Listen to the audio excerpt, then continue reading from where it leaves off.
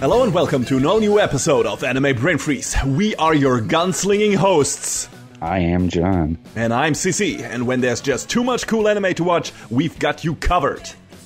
Today we will visit a slightly familiar desert planet and get reacquainted with our old friends Vash, Meryl, and Wolfwood in Studio Orange's new hit show, Trigun Stampede. But before that, we will drop some hot impressions for a couple of fresh premieres from the spring season in the sneak peek, and John has some things to say, so we're gonna have an impromptu news segment. So holster your 6-shooters, keep your faces off them wanted posters, and definitely don't pause the pod. We'll be right back. I get the picture. They try to hit you. They try to kick you down and out.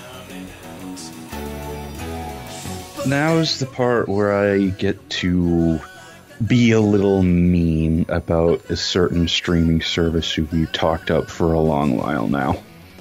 On March 30th, it was announced that the global version of Princess Connect was going to be ending service. That on its own is, you're probably saying, whatever, who cares? Mobile games end service all the time. Not a big name game with a license that's only not even 2.5 years in. Oh, and here's the thing about, for those of you who are unaware with mobile games, end of service usually has a longer tail than 1 month. There's usually a roadmap that's provided to be like, okay, so in the next month we're going to maybe start rerunning events, stuff that is currently available. The month after that we're going to turn off purchases, and then the month after that is when the game will end service. Princess Connect is continuing to get new content. You cannot make in-game purchases. And it is planned. You can also no longer download it on Google Play or on the iTunes App Store, and it is slated to end service on April 30th. Why do I bring all of this up? Because Crunchyroll has a habit, has now exhibited a pattern of licensing games and then in relative terms, rapidly shuttering them. Crunchyroll has also got caught with their pants down, altering the pull rates in Street Fighter Duel. Kind of a bad look, an exceptionally bad look. That's true. A lot of people have speculated that Cygames pulled the license for Princess Connect because they caught wind of Crunchyroll altering Street Fighter Duel's rates. All of this to say that I am not exactly happy with the way this has been handled. And I might be taking it to its extreme, but because of all this, I have canceled my Crunchyroll subscription. I want to say I do not support piracy, but there are ways to watch the shows that they supply. There is, anime fans will find a way, is what I'm trying to say. Mm-hmm. They always have. Yes. But I want to put out there that this is one of the things that they've done that has put a really bad look on them. All of on their page on their website that lists all of the games that they have licensed, they had a section for games that have been vaulted, which is their very flowery way of saying, oh, we've ended service on this game. It was kind of embarrassing to see because the amount of vaulted games outnumbered the number of games that are still running. And they have since, in an effort to save face, removed the listings for the games that have been vaulted. Sneaky. Yeah, very sneaky, very sort of not great. So I have canceled my Crunchyroll subscription. I have canceled any outstanding orders I had on their store. I do not want to do business with them anymore. I don't know how many of our listeners actually care about this, but I want to make what I have to say heard. I would say, number one, don't play any more games that are licensed by Crunchyroll, because this is something that they will continue to do. Every game to them just seems like it's a pump and dump. And I don't know if that's on them. I don't know if that's on Sony.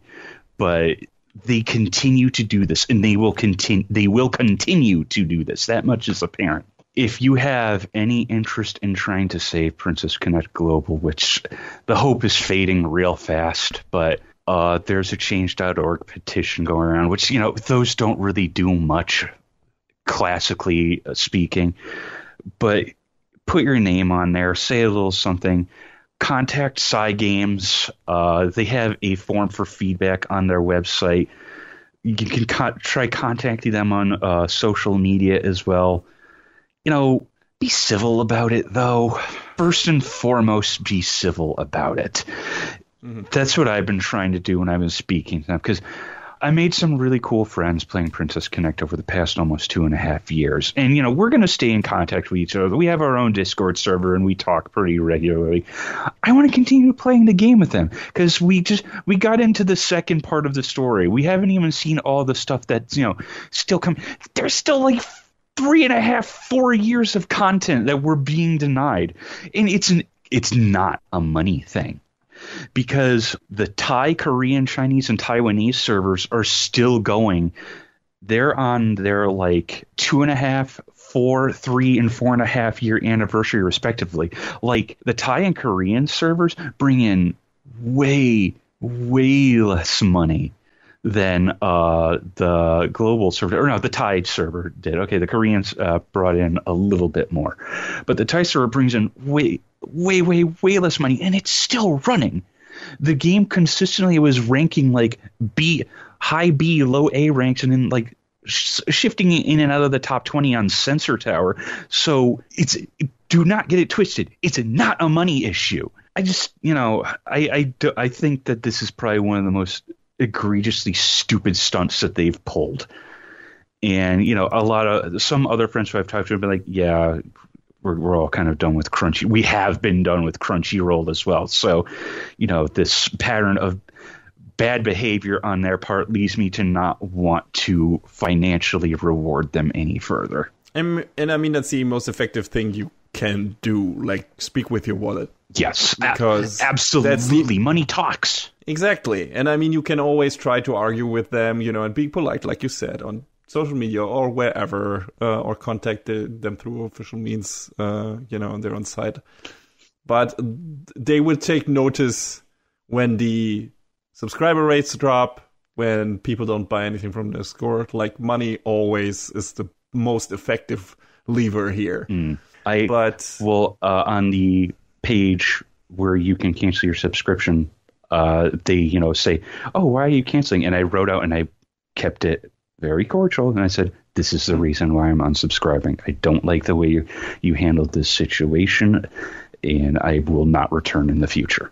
Yeah. That to say, approach. Like I said, piracy is not the best option, but I am keeping my subscription to High Dive because I support what Sentai Filmworks does over there. So give money to the causes and the companies that you believe in, friends. That's the takeaway from this. You won't find a company probably in this world that doesn't do something shitty in somewhere or another. Yeah. I don't want to throw accusation it's High Dive or something like that, but they also have a parent company, and you won't find that. But what matters is there something that this company did that didn't work for you, or that made you unhappy, or where you're like, hey, that's scummy behavior, and I'm not okay with this. And what do you do then? You can tell them through different means. First, you can contact them directly, but also you can say, hey, if this is the way you do business, I'm not going to be part of your business anymore. And that's it. I will say, don't harass customer service. No. Don't harass the social media reps. Customer service are not the responsible people here. Right. They never are. Right. Never. Customer service are only the poor suckers who have to deal with people who need to vent. Right. Right? When I went onto the Crunchyroll store to cancel a couple of open orders I had, customer service was very prompt and very helpful, and I thank them for that. So it's just, it's definitely the brass above that I have the issue with. Corporations are not people. That much is true. I think we can all agree on that. But, the people who you can probably get in contact with the most easily, I think, are the most understanding. Some of them are probably in the same position. Yes. Well, yeah. Rest in peace, Princess Connect Global. I also want to say it's super awful of them that they made this announcement the day before April Fool's Day, and wow, which was also like the day before Pekarine's birthday. Happy birthday, Pekko! We're killing your game on your birthday. Have a good one, yay! Which is kind of shitty considering, you know, their Twitter account being always like, hey, today is La La La's birthday, and they pick some anime character and then try to make a buzz thing out of it, and then it's like, oh, but apparently not for this fictional person. It's Peckover. That is one of many memes going. That is one of many of the coping memes that has gone around. But yeah, I mean, obviously mobile games will come and go. This is probably one of the ones that I enjoyed the most, though, and I would like to see it continue. The Japanese client still exists. If you have the DMM player installed on your PC, there is a fan translation patch you can run. I think the last game patch actually broke it, but, you know, people are working on ways to get it fixed. So, yeah, you can still play it. There's still, you know, ways to do it, but I want the version that is easy to access is going away. So, you know, I'm upset about that, but I am mostly more upset about the way Crunchyroll has conducted themselves with this and with the other games that they have licensed and subsequently EOS'd. So I will probably never do business with them again unless there is some radical turnaround, which I don't foresee in the immediate future.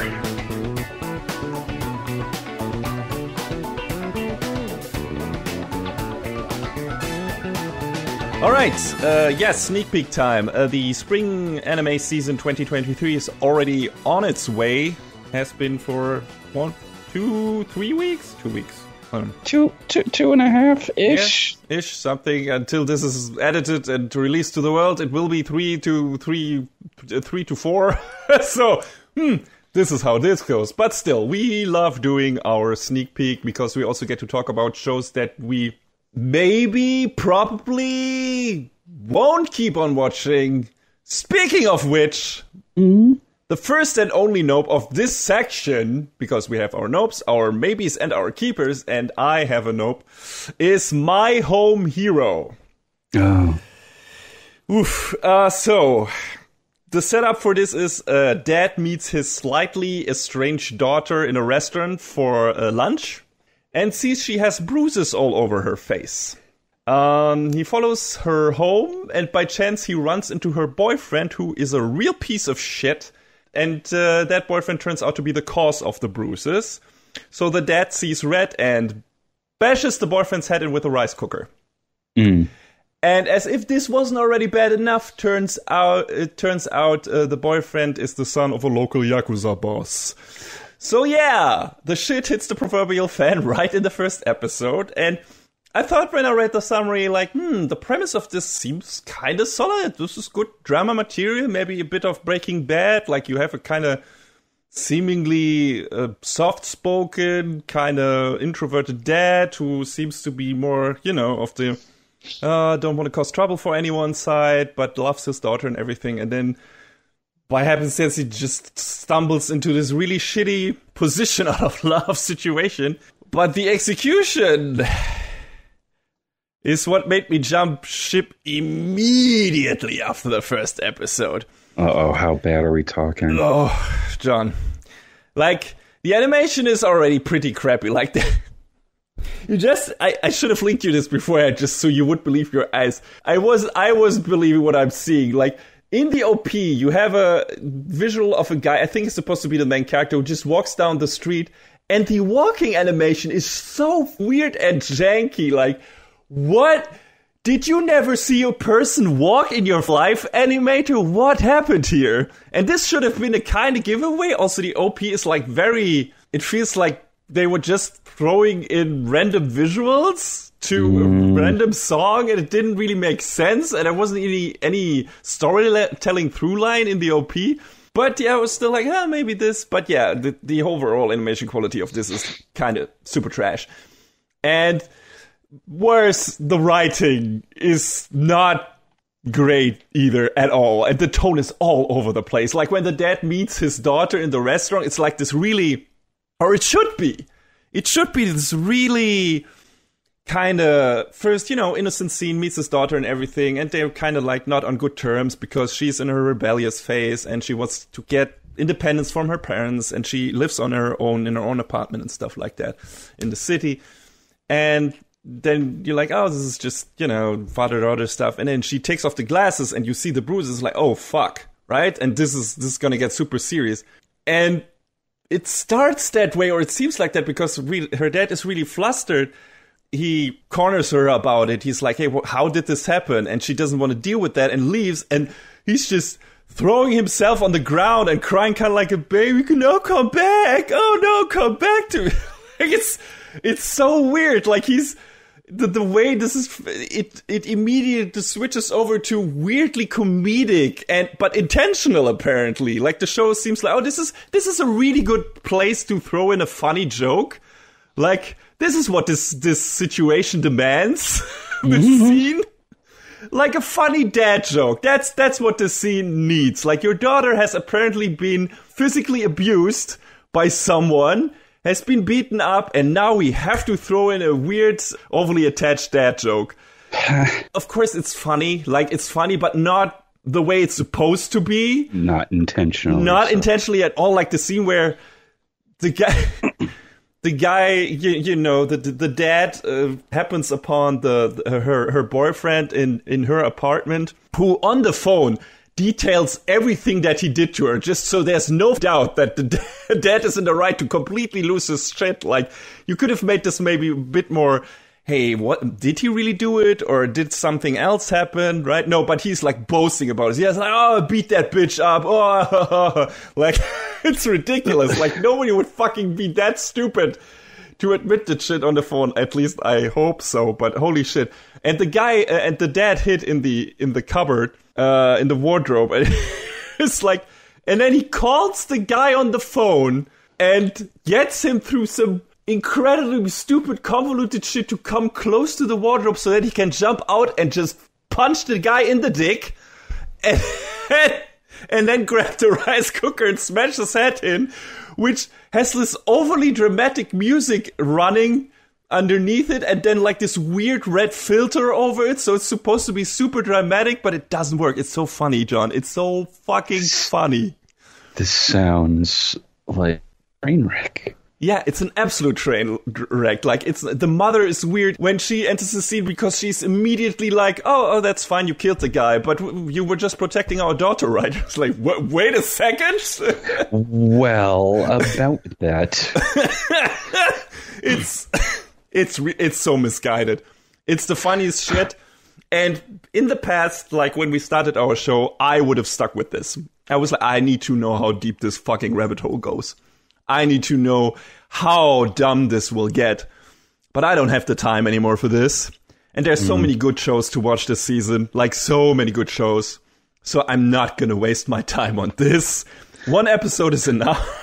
I hate that you said Breaking Bad earlier, and all I could think of it's just some stupid anime scene like Oreo Yite Heisenberg. Something like this.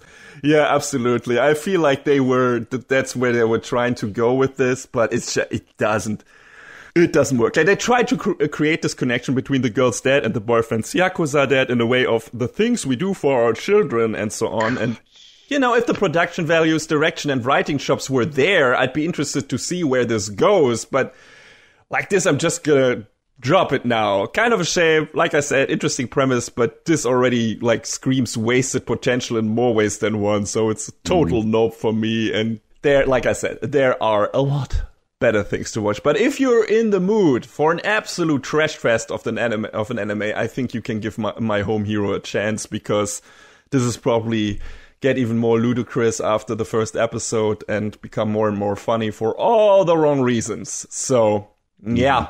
That's that. And I think I've won maybe more than John, so I'm gonna just switch over to the next section. And my first maybe for this season is Magical Destroyers.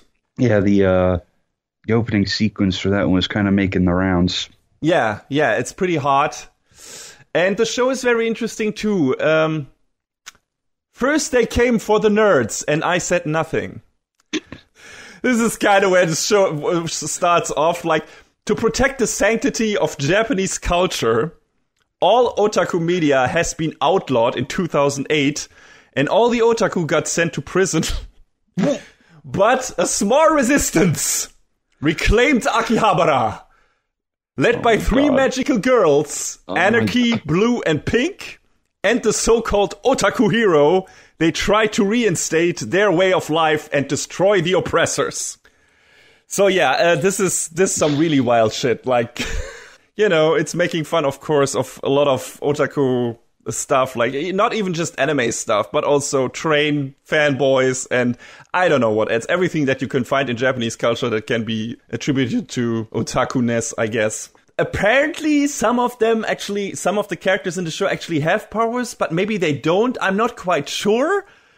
Because, you know, they are magical girls, but I don't know if they actually have magic. But I think so, because they kind of transform, I guess. But it's weird. Otaku Hero doesn't have any powers, I think. But everyone believes in him for some reason. It's weird. It's like wild shit. It's a bit of panty and stalking. Maybe a bit of of Fooly Cooly. Definitely has Gainax and Trigger vibes, absolutely. Both in terms of visuals and how the comedic scenes are placed and everything, all the gags. And they're pretty snappy and everything. It's super cartoony and well animated. So it's definitely a looker. It's fun.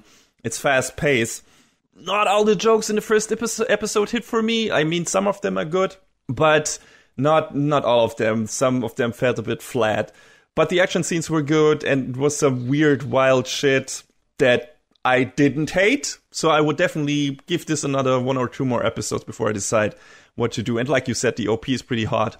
So, yeah. But it's definitely a very special show, and I wonder where it goes, because for now I can absolutely not tell what the show is gonna do with its next episodes. So, yeah. I sort of saw this as the antithesis to all of those shows in recent times that have had the underlying, hey, go make babies, you stupid nerds. Yeah, absolutely. But I was sort of pushed away from this because I saw it being handled by Biebery Animation Studios, and they worked on the Azure Lane anime, and that wasn't great.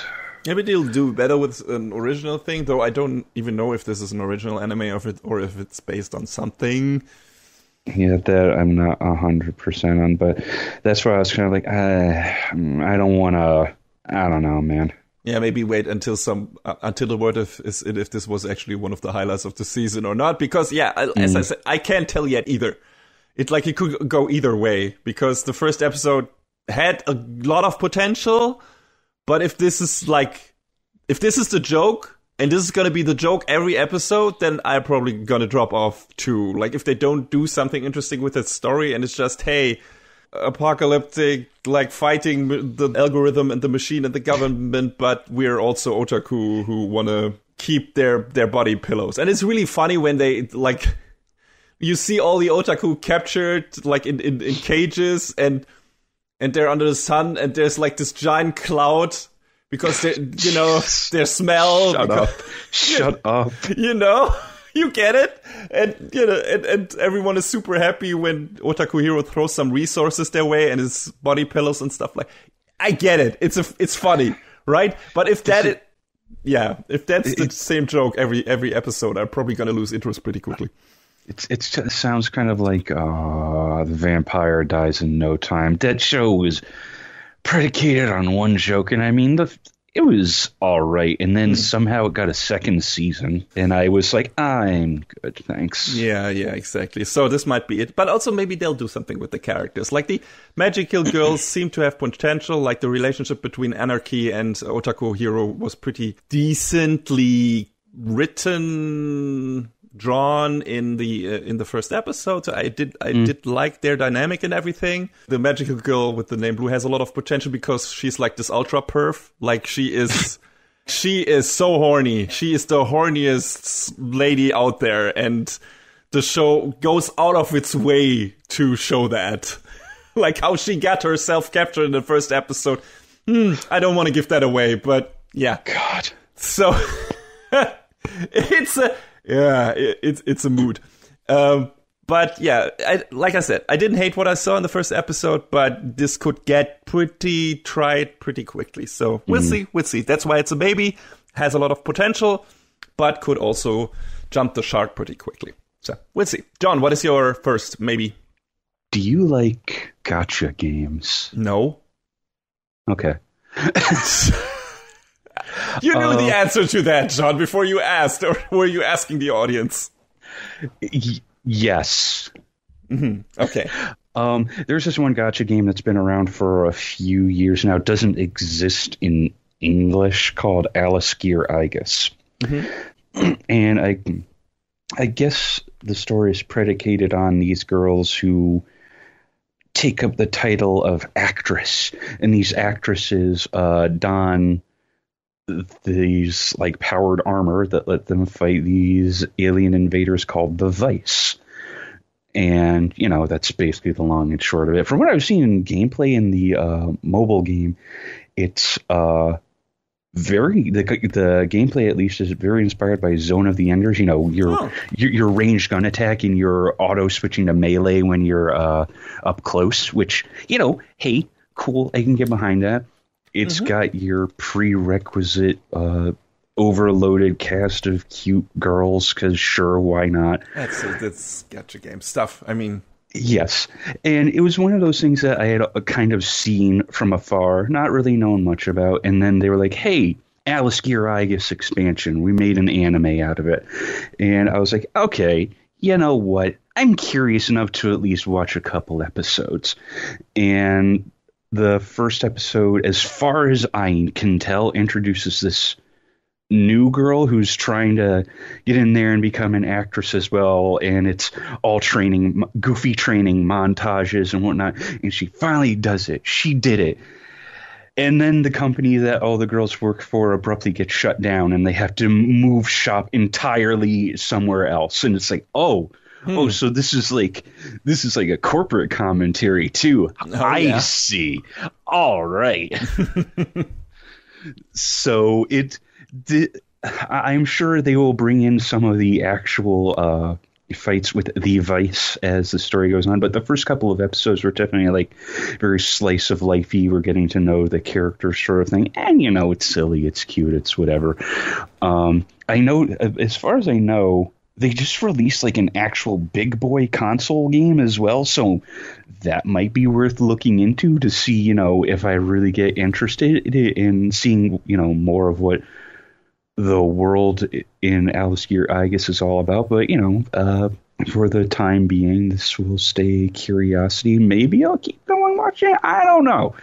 But, you know, High Dive is out. High Dive and Sentai Filmworks are out there picking up the shows that no one else wants to, and I support that big time. So I'm willing to give it a few more episodes and see what do.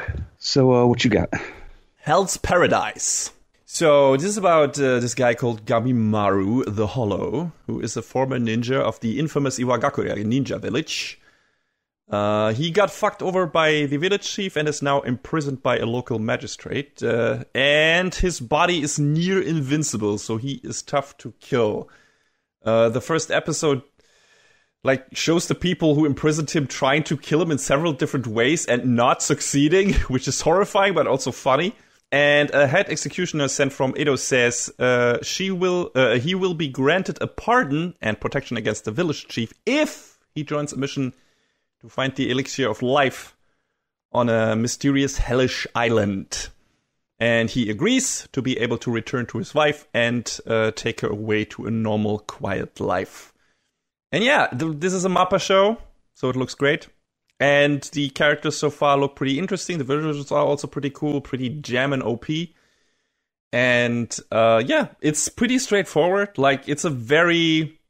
You know, it's an action show. It's about a ninja who can do ninjutsu shit, but also just kill people very efficiently in very violent and bloody ways. Like, this is a very, very, very, very bloody show. there are a lot of decapitations in this show. Oh. It's like anime Sleepy Hollow in here. The show's in general one of the more gory and violent shows I've seen in recent years. When Gabimaru goes all out on, some cannon fodder criminals, he's such a ruthless butcher that even the bloodthirsty shogun is taken aback. So, yeah, this is definitely one of those shows, but it also has a kind of a somewhat witty humor to it, sense of humor to it. So I appreciate that. And some creepy visuals, like the people who return, or the only people who have returned from the island, be it dead or alive, and I think it's only one alive person, have like these flowers growing out of their head, of their body, like of their eyes or their ears or something like that. They look a bit like these clickers from Last of Us, only with flowers, not with fungus. And they seem like to be, the one person that is alive that they show off in the second episode seems to be like in this constant state of bliss or ecstasy. That's why they call it maybe Hell's Paradise, like this beautiful island, and whatever is done to them still apparently gives them joy, but it turns them into like these weird husks that have flowers growing out of them. So it's creepy, but like I said, it looks cool, and the characters seem to be fun. You have like your standard colorful variety of other criminals that will join the mission, like life or death sentence criminals, prison inmates, and stuff like that, who have nothing to lose really. And we'll try to get out of this mission alive somehow. And there's like this extra condition. Each of them gets a monitor assigned, one of the executioners from the capital. And our main lady is called Sagari. She's the main executioner, and she's, of course, set to look over Gabimaru. And they already have like this interesting dynamic going on between each other. And she also has a lot of baggage and everything because of her childhood and her history with her family, because they were all executioners and everything. So there's a lot of the show already in the character department has a lot of going for it. Gabimaru is interesting. So yeah, I liked it. I think this show has a lot of potential. It's good looking, and the action is very solid. So yeah. Hopefully this will not be too standard, and we have some good stuff in there and a bit of cool horror bits. I assume a lot of these characters will not see the end of this first season, and probably not the end of the second one, because this is one of the shows where you see a lot of these characters that are introduced in the second episode being killed off during the course of the series. So, yeah. It's definitely one of those. They're not death row inmates for nothing. But yeah, fun time so far. Fun, quote unquote. Looking forward to more of that. It's not a keeper yet. Like I said, if it gets more boring, like in the next 2 episodes or something, and it's like, oh, this is just your standard shonen stuff, maybe I will let it go. But so far, it seems to be rather promising. Still a maybe, but close to being a keeper. John, what is your next maybe? Hey, do you like online games? There's a theme here. I get it. Sometimes, yes, I do. Well, I decided to check out Madhouse's new joint, My Love Story with Yamada at level 999. All right. Okay, I was about to say this sounds either like a light novel adaptation. It is a manga. Oh, there. Okay, all right. Thankfully. Dodged a bullet. So it's about this girl, Akane, who met this guy and got super into this game with him. And then he, like the scum he was, met another girl and dumped her. Ouch. Yeah, and now Akane is kind of reconciling how she feels about her ex, but she happens to have an encounter with one of her guildmates in this game, Forest of Savior, at an event named Yamada, and he's very cool, he's very aloof, but he's also like unsociable and curt, and he just wants to play his video games, and he's like this pro gamer on the side who's very focused on, what he wants to do. And I feel like the setup is very apparent from that point, but I feel like there's something a little more to this, like, because from the second episode already, Akane is kind of questioning how she really feels about him and her interactions with the other guild mates and whatnot, and whether or not she's actually over her ex. And, you know, there's I feel like slightly a little bit more to chew on, especially, you know, from within the main character's head, from her viewpoint. So, you know, I kind of like that there's that much to it. In the first episode, they go out and she gets piss drunk, and Yamada carries her back to his apartment, and she kind of pukes all over the place. Oops. It happens. Yeah, not her finest hour, but, you know, she's also getting through some stuff, so... Hey, there are worse places to puke. I'm looking at you, Chainsaw Man. Anyone who's seen that show knows, but yeah. But yes, I don't know. You know me with this sort of stupid garbage. I want to at least see where it goes. So, I mean, it doesn't sound offensive or anything. So. No, I don't feel like it's like fully bog standard either. So. Yeah, it could be something like Recovery of an MMO Junkie that has a really neat romance underneath it. Because a part of the other setup was one of the guildies was like, hey, let's all go to this offline event and meet up. And she's like, okay, sure. And I think she gets a little surprised because she judges who some of the other players in game might be from appearance, and not that, can't take that for granted. No, not at all. So, you know, there's that aspect, and, you know, there have been other anime that have tackled that as well, but, you know, again, I want to see how it plays out, see how it goes. It's not like one of Madhouse's trademark Sakuga fests, but it's a very pretty pastel-y show. So, I wonder when the Madhouse even put out a Sakuga fest. When was the last time that happened? One Punch Man. Was it One Punch Man? Yeah, might have been. I mean, after that, MAPPA kind of took over their mantle, and makes sense because they're all pretty much ex-Madhouse people. So, yeah. But still, it's nice that they still got work, and they do things, and apparently this one is at least a maybe. Yeah, for sure. So there's that. Good. So, what you got? Last maybe for me is Mashle, Magic and Muscles. So I've shown you the OP of this because of some very specific reasons, because I was asking myself, why are Renki and Langa from Skate the Infinity in this show? It's absolutely them. I think the character designs are almost exactly the same, for fuck's sake. No, shut up. Don't worry about it. What? Did the Skate Vampire, a.k.a. Skate Grim Reaper, a.k.a. Adam isekai their asses into this show? What is going on here? Shut up. Don't worry about it. I don't get it. Cool OP, though. I like it. And the ED is also a very nice jam. So, yeah, like it. So, what is this about, actually? Mash Burn Dead... Yes. Is a very simple good boy who lives in the woods with his adopted father. So far, so Dragon Ball. He lives in a world where everyone is able to use magic instead of him. So far, so Black Clover. For that reason, his dad has drilled him to compensate by training every day and thus attaining inhuman levels of physical strength. So far, so One Punch Man. One day, the magic police kicks down their door because Mash got himself found out when taking a trip to the city because he just had to stock up on his beloved cream puffs. And apparently non-magic users are looked down upon in this world with a kinda genocidal eugenics attitude. But Mash, of course, turns out to be such a Saitama that he just kicks their asses in no time, even without magic.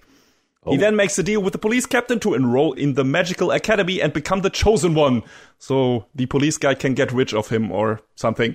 So the summary of makes this sound like more of a diluted standard shonen thing than it actually is, but I liked it a lot. It's very funny with barrages of rapid-fire gags and has a lot of charm and heart. Mash is very likable, so is his dad, and the OP is very promising, and it takes a giant piss out of Harry Potter, which I also don't mind at all. Like, it's really going there, and it's really fun. And like I said, the gags are really good. Not all of them hit, but a lot of them do. And the emotional part is also there. Like, we get a flashback scene where Mash's dad finds him as a baby and connects to him because his dad also felt unwanted in this magic-driven society because he wasn't really adept at magic. And yeah, that scene is really sweet and heartwarming and touching and everything. And you immediately understand their relationship and that there's real love between those, even they're not really blood and everything. And Mash is very good at apologizing, but he's not very good at paying attention. So he has to apologize a lot.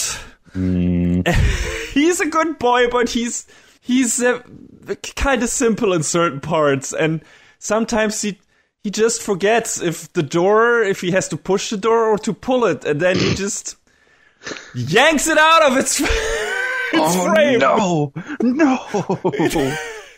And then when he tries to put it back in, he just puts it horizontally instead of vertically. It just jams it so many times against the frame until it breaks. Yeah, it's that kind of show. It's really, really stupid, but also really, really funny in parts because it just go into overdrive with these incredibly stupid gags. And then there's all the part where, it's just, hey, here are these magic guys and they throw these giant magic attacks. And then Mash is just doing a fucking volleyball counterattack. It's just hitting them back in their faces or through the roof or shit like that. Or he's playing soccer with a magic ball that someone just shoot at him. It's great. It's a hoot. It's super fun.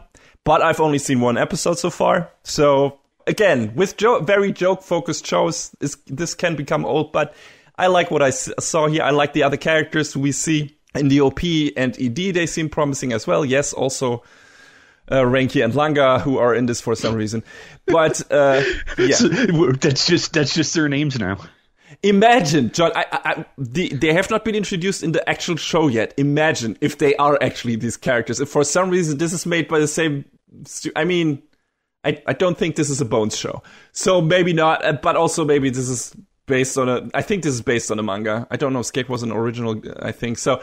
I don't fucking know. They just look so much like these two guys. It's ridiculous. But maybe they're also, a reference to them, and we'll see. Dude, Mash and Langa have the same voice actor. Oh, interesting. So there's that. Yeah, it fits. Also, it fits his character because he's like very quiet, but also... very funny, very obsessed with sweets, apparently. So I can relate. Anyway, no wonder the ending theme is Cream Puff Funk. Yes, exactly. What a name! It's a very funny show. Anyone who likes their shonen comedy action shows taking a piss out of popular franchises, especially magic related ones, should maybe give this a go because the show definitely is aware what it's doing and isn't pulling its punches so far. So. Literally. It's a fun time. Don't know if it's a keeper yet, because like I said, I've only seen one episode, and this could go either way. But it's definitely, considering how much it's borrowing from other shows, it feels still like a pretty unique thing. I was making a joke in relation to that in the beginning here, but it still feels like, this is something kind of fresh with what it's doing here. So, yeah, I like it. We'll see how I feel about it after a couple more episodes, but I have a good feeling about it. Not a keeper yet, but it might become one pretty quickly. All right, that's it for my maybes, or our maybes. John, why don't you start us off with your first keeper? There's a little bit of a disclosure in that I think pretty much all of our keepers are returning shows. Yes, I only have one new show in the keepers, and that will come last. So, Mobile Suit Gundam, The Witcher Mercury Part 2 just started this past Sunday. So we get to jump back into the cockpit with Suletta and Ariel and We already might be moving towards some stuff already that first episode. Yeah, I mean, it's already getting fun. Like the little psycho girls from the ending of the previous core from the previous season are enrolling into school for some reason, like to kind of shadow Suletta apparently. Oh, for sure to shadow her. Spy on her and shit like that. But also, Sophie is kind of attached to her, or, admires her for her skills in combat, I guess. And she keeps calling her One-chan. So. Yeah. So, we'll see what happens there. And, Anime mom. Mom, should I not have murdered the guy? You did the right thing, Suletta. Miorina will come around. She saw you. Oh. Also painting it like it wasn't Prospera who pushed Suletta into that direction. Like, whoosh.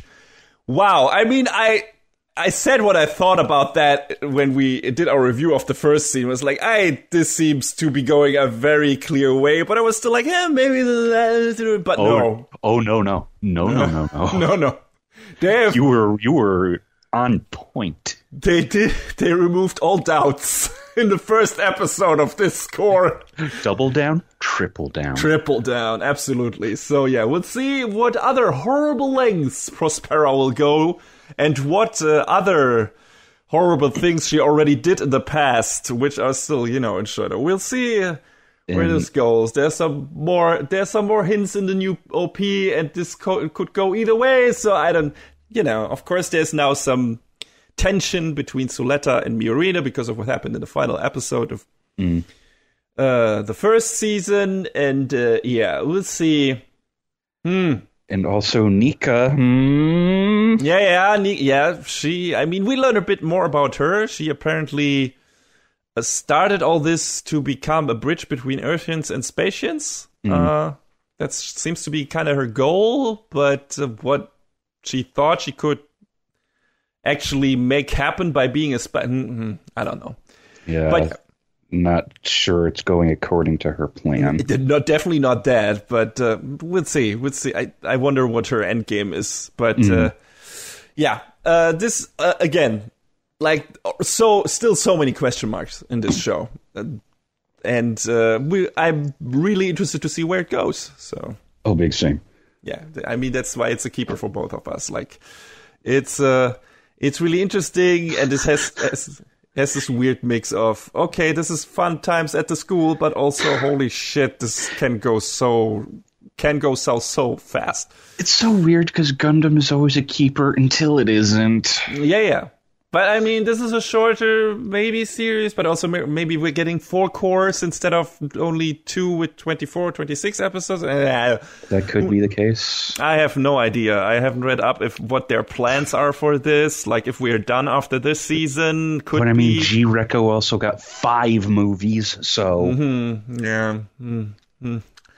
We'll see. But it's definitely one of the most interesting Gundam things coming out in a while, and the story has still a lot of potential, and I'm kind of glad that they don't seem to be too obtuse about the relationship between Suletta and her mom anymore.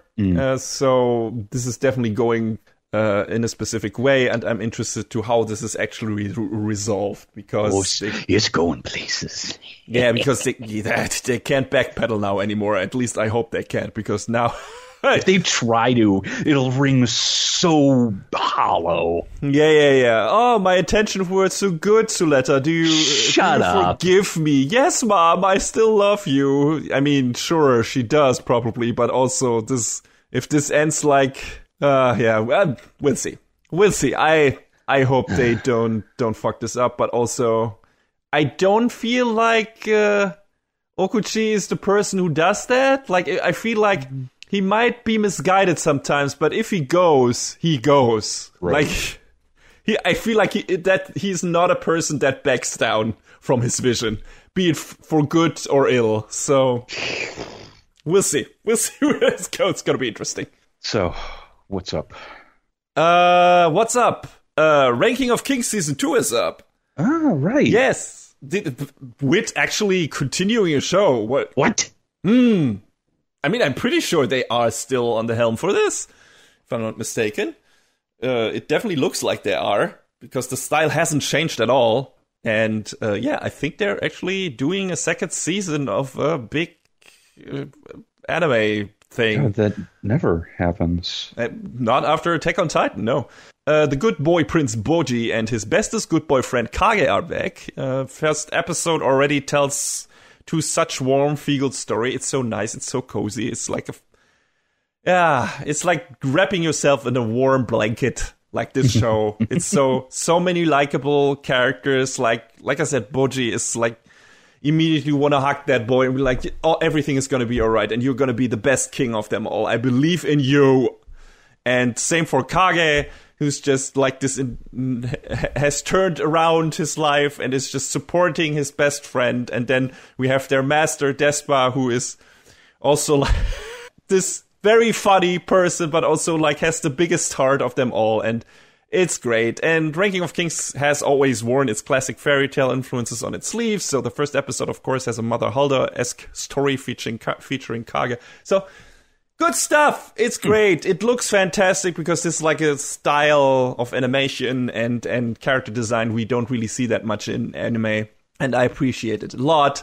And I liked the production values of the first show a lot. I thought of the first season a lot. I thought the story, the writing was a bit hit and miss in certain parts, if I remember correctly. It's been a while, but it was like, okay, a lot of this is good. Like, the heart of this is good, but getting there sometimes is a bit convoluted. And so we'll see where this goes. But I'm pretty I mean, it's a keeper. So I will continue watching this. I had a really good time with the first season. I'm pretty sure I'm going to have a good time with the second one. I just want to see these our two main characters go on fun adventures together, and Boji become the king that he always wanted to become. And I'm pretty sure this is gonna be another good one from Wit here. So John, what is your next keeper? I decided that I'd watch the continuation of TONIKAWA Over the Moon for You. Oh, well, I mean, you weren't really negative on the first season, so I'm not necessarily super surprised here. I mean, I was mostly because I expect a little better out of 7 arcs, because they've done great work in the past. But I just like not the dynamic between Nasa and Tsukasa. They're really cute together, and I want to see, the story between them play out and the shenanigans they get into. And the dumb sideways references to other anime and manga and games that get thrown in there from time to time, because why not? We're just going to do it. And whether or not Tsukasa is actually a reincarnation of Kaguya, Princess of the Moon, spoilers, probably. Yeah. It would be weird if they dropped those hints and then not do anything with it, I guess.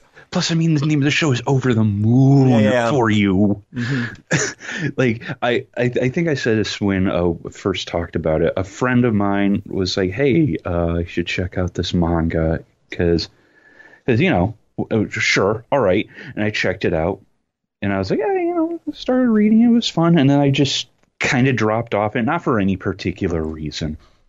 But and then when I saw they were making an anime of it, I was like, yeah, sure, I'll check it out. Because, it's the same sort of very dry humor that the author, Kenjiro Hata, is known for. If you are aware of Hayate the Combat Butler, there you go. Mm-hmm. So, I was sort of going back and forth on this. Then I watched the OVA episodes they had in between, and I was just like, yeah, I want to see more of these characters.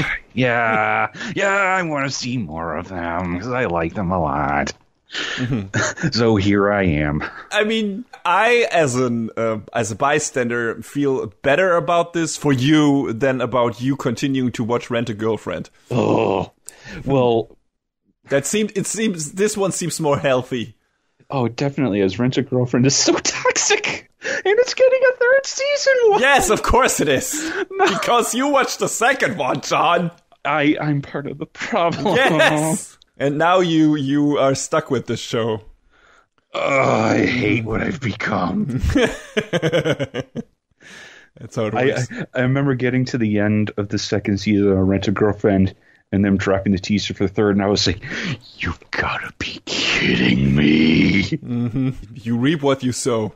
TONIKAWA is wholesome. Please watch TONIKAWA. Or read it. Either way. Mm-hmm. But yes, that's one that's just for me. What have you got next? Yes, another continuing show, Dr. Stone, A New World. I mean, it's been coming a while.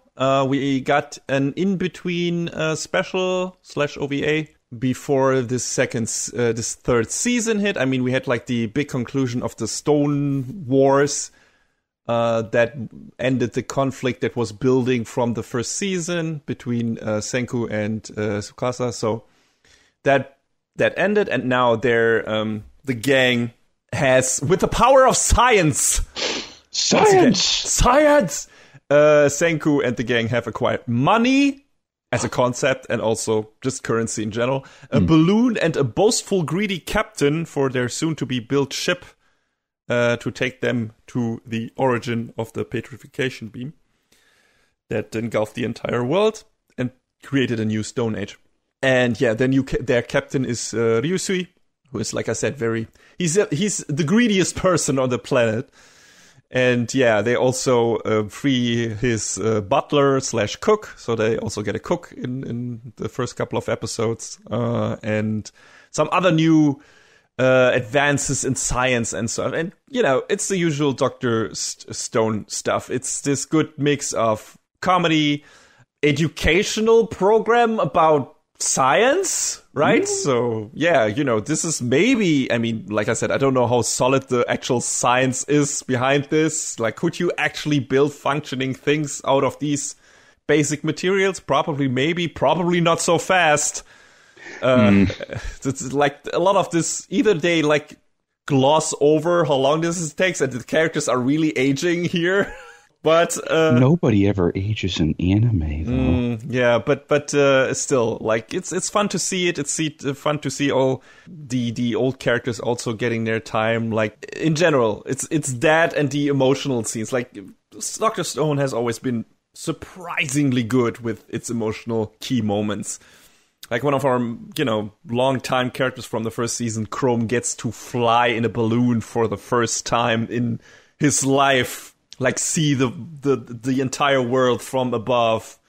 See that the world is actually not a disc, but, is actually round. Which he believed, like, when Senku told him that, he believed that. But, now he saw it with his his own eyes. And it's just it's such a cool scene where he's so happy that he got to experience this.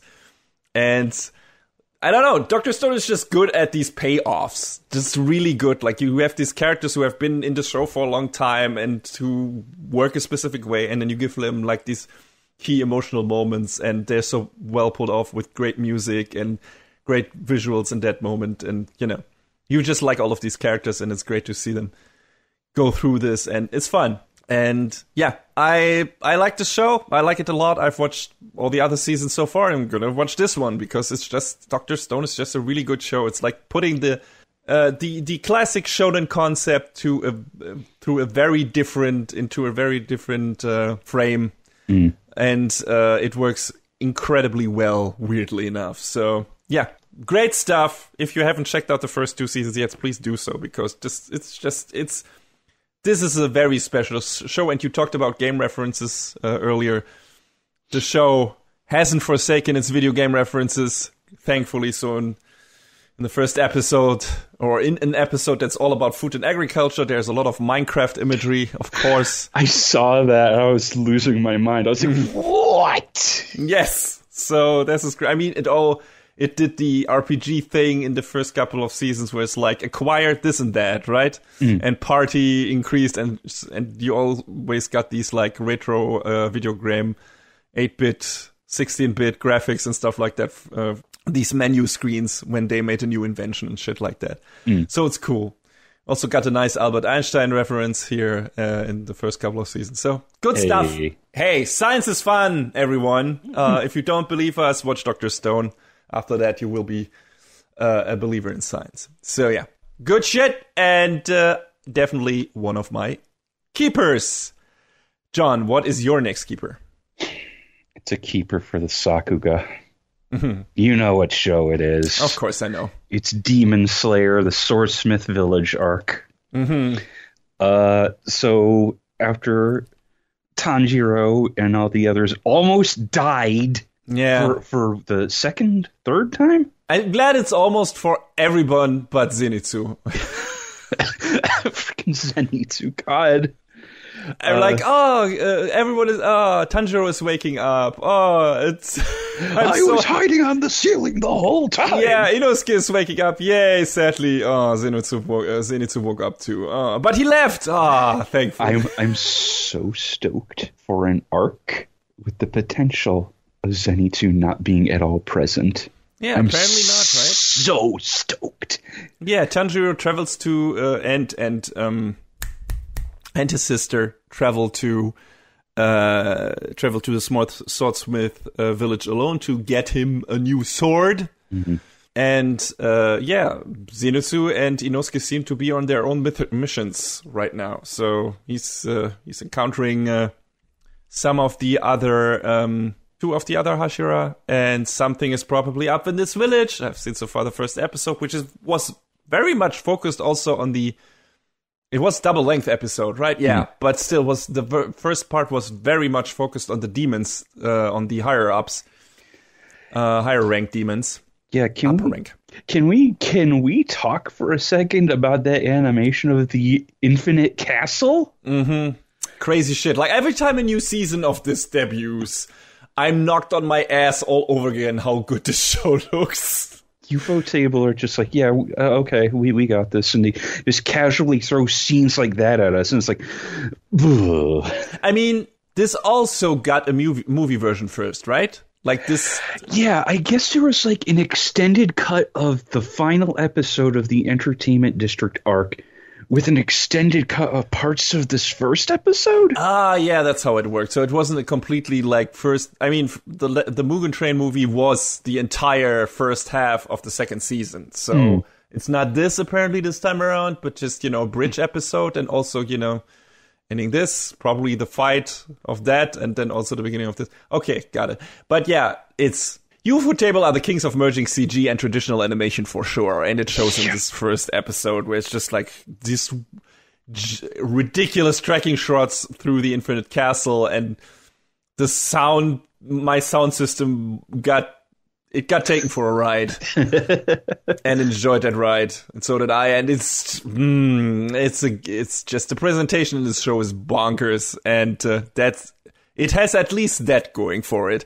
So, I mean, I like a lot of the other stuff that's in there too, except for one of those characters. Mm-hmm. But yeah, maybe this arc will focus on some of the ones I like. I like the girl from the Hashira that they encounter. I wonder, that's the thing. We're pretty sure our main characters will survive, but you never know if the Hashira will actually survive, because this is kind of like a passing of the torch show. Oh, yeah, it's like. Yeah, so, I mean, the last guy survived. The district arc. I was glad to see he survived. Yeah, lost an arm, but otherwise he's kind of cool. And got his 3 wives back.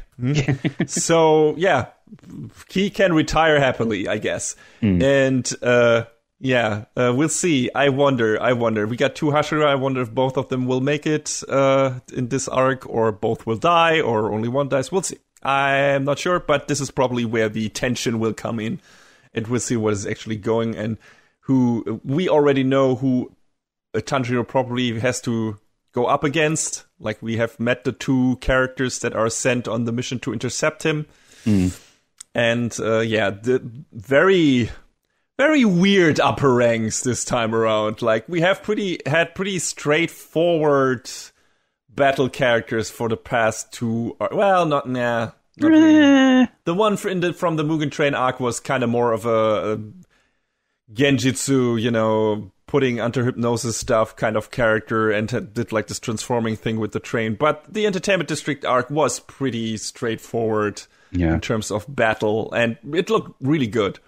But these two upper ranks seem to be,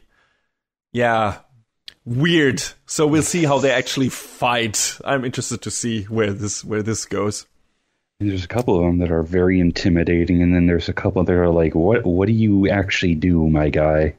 There's no love lost between the upper ranks, by the way. Like, every one of these creepy fucks seems to wants to kill the others. Especially it's very Akaza. dog eat dog. Yeah, absolutely. Akaza is like, I hate you all. It's interesting. And we see a flashback to Tanjiro's dad and a mysterious guy who probably is the one Tanjiro got his power from. Might be his real dad. Actually, I have no idea. At least he's wearing the same earrings. Yeah, it's not entirely apparent yet. Yeah. Apparent. I get it. Anyway, we'll see where this goes, and I'm interested. We also meet the guy from the exam that we haven't seen for a while, who seems to be this really angry dude. And sadly, Tanjiro wasn't able to bond with him in nakedness. He tried.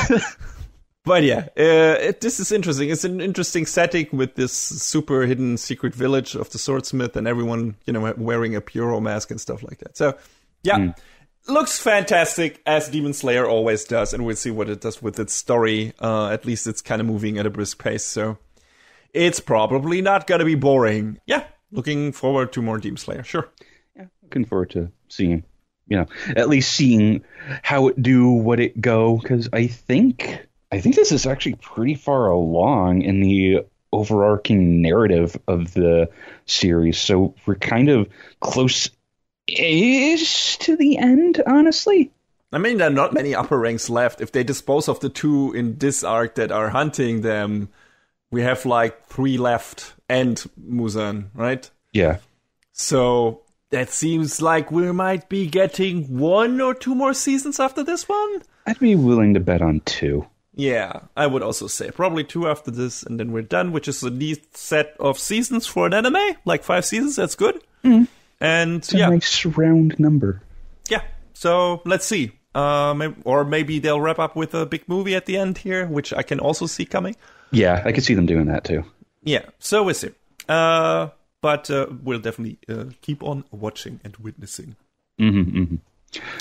What's up next? Next up for me is a very long-awaited return. I don't even know. I'd have to look it up how long. But Ancient Magus Bride got the 2nd season. Kind of got sprung on us, and he just jumped right back into it. Yeah, super weird.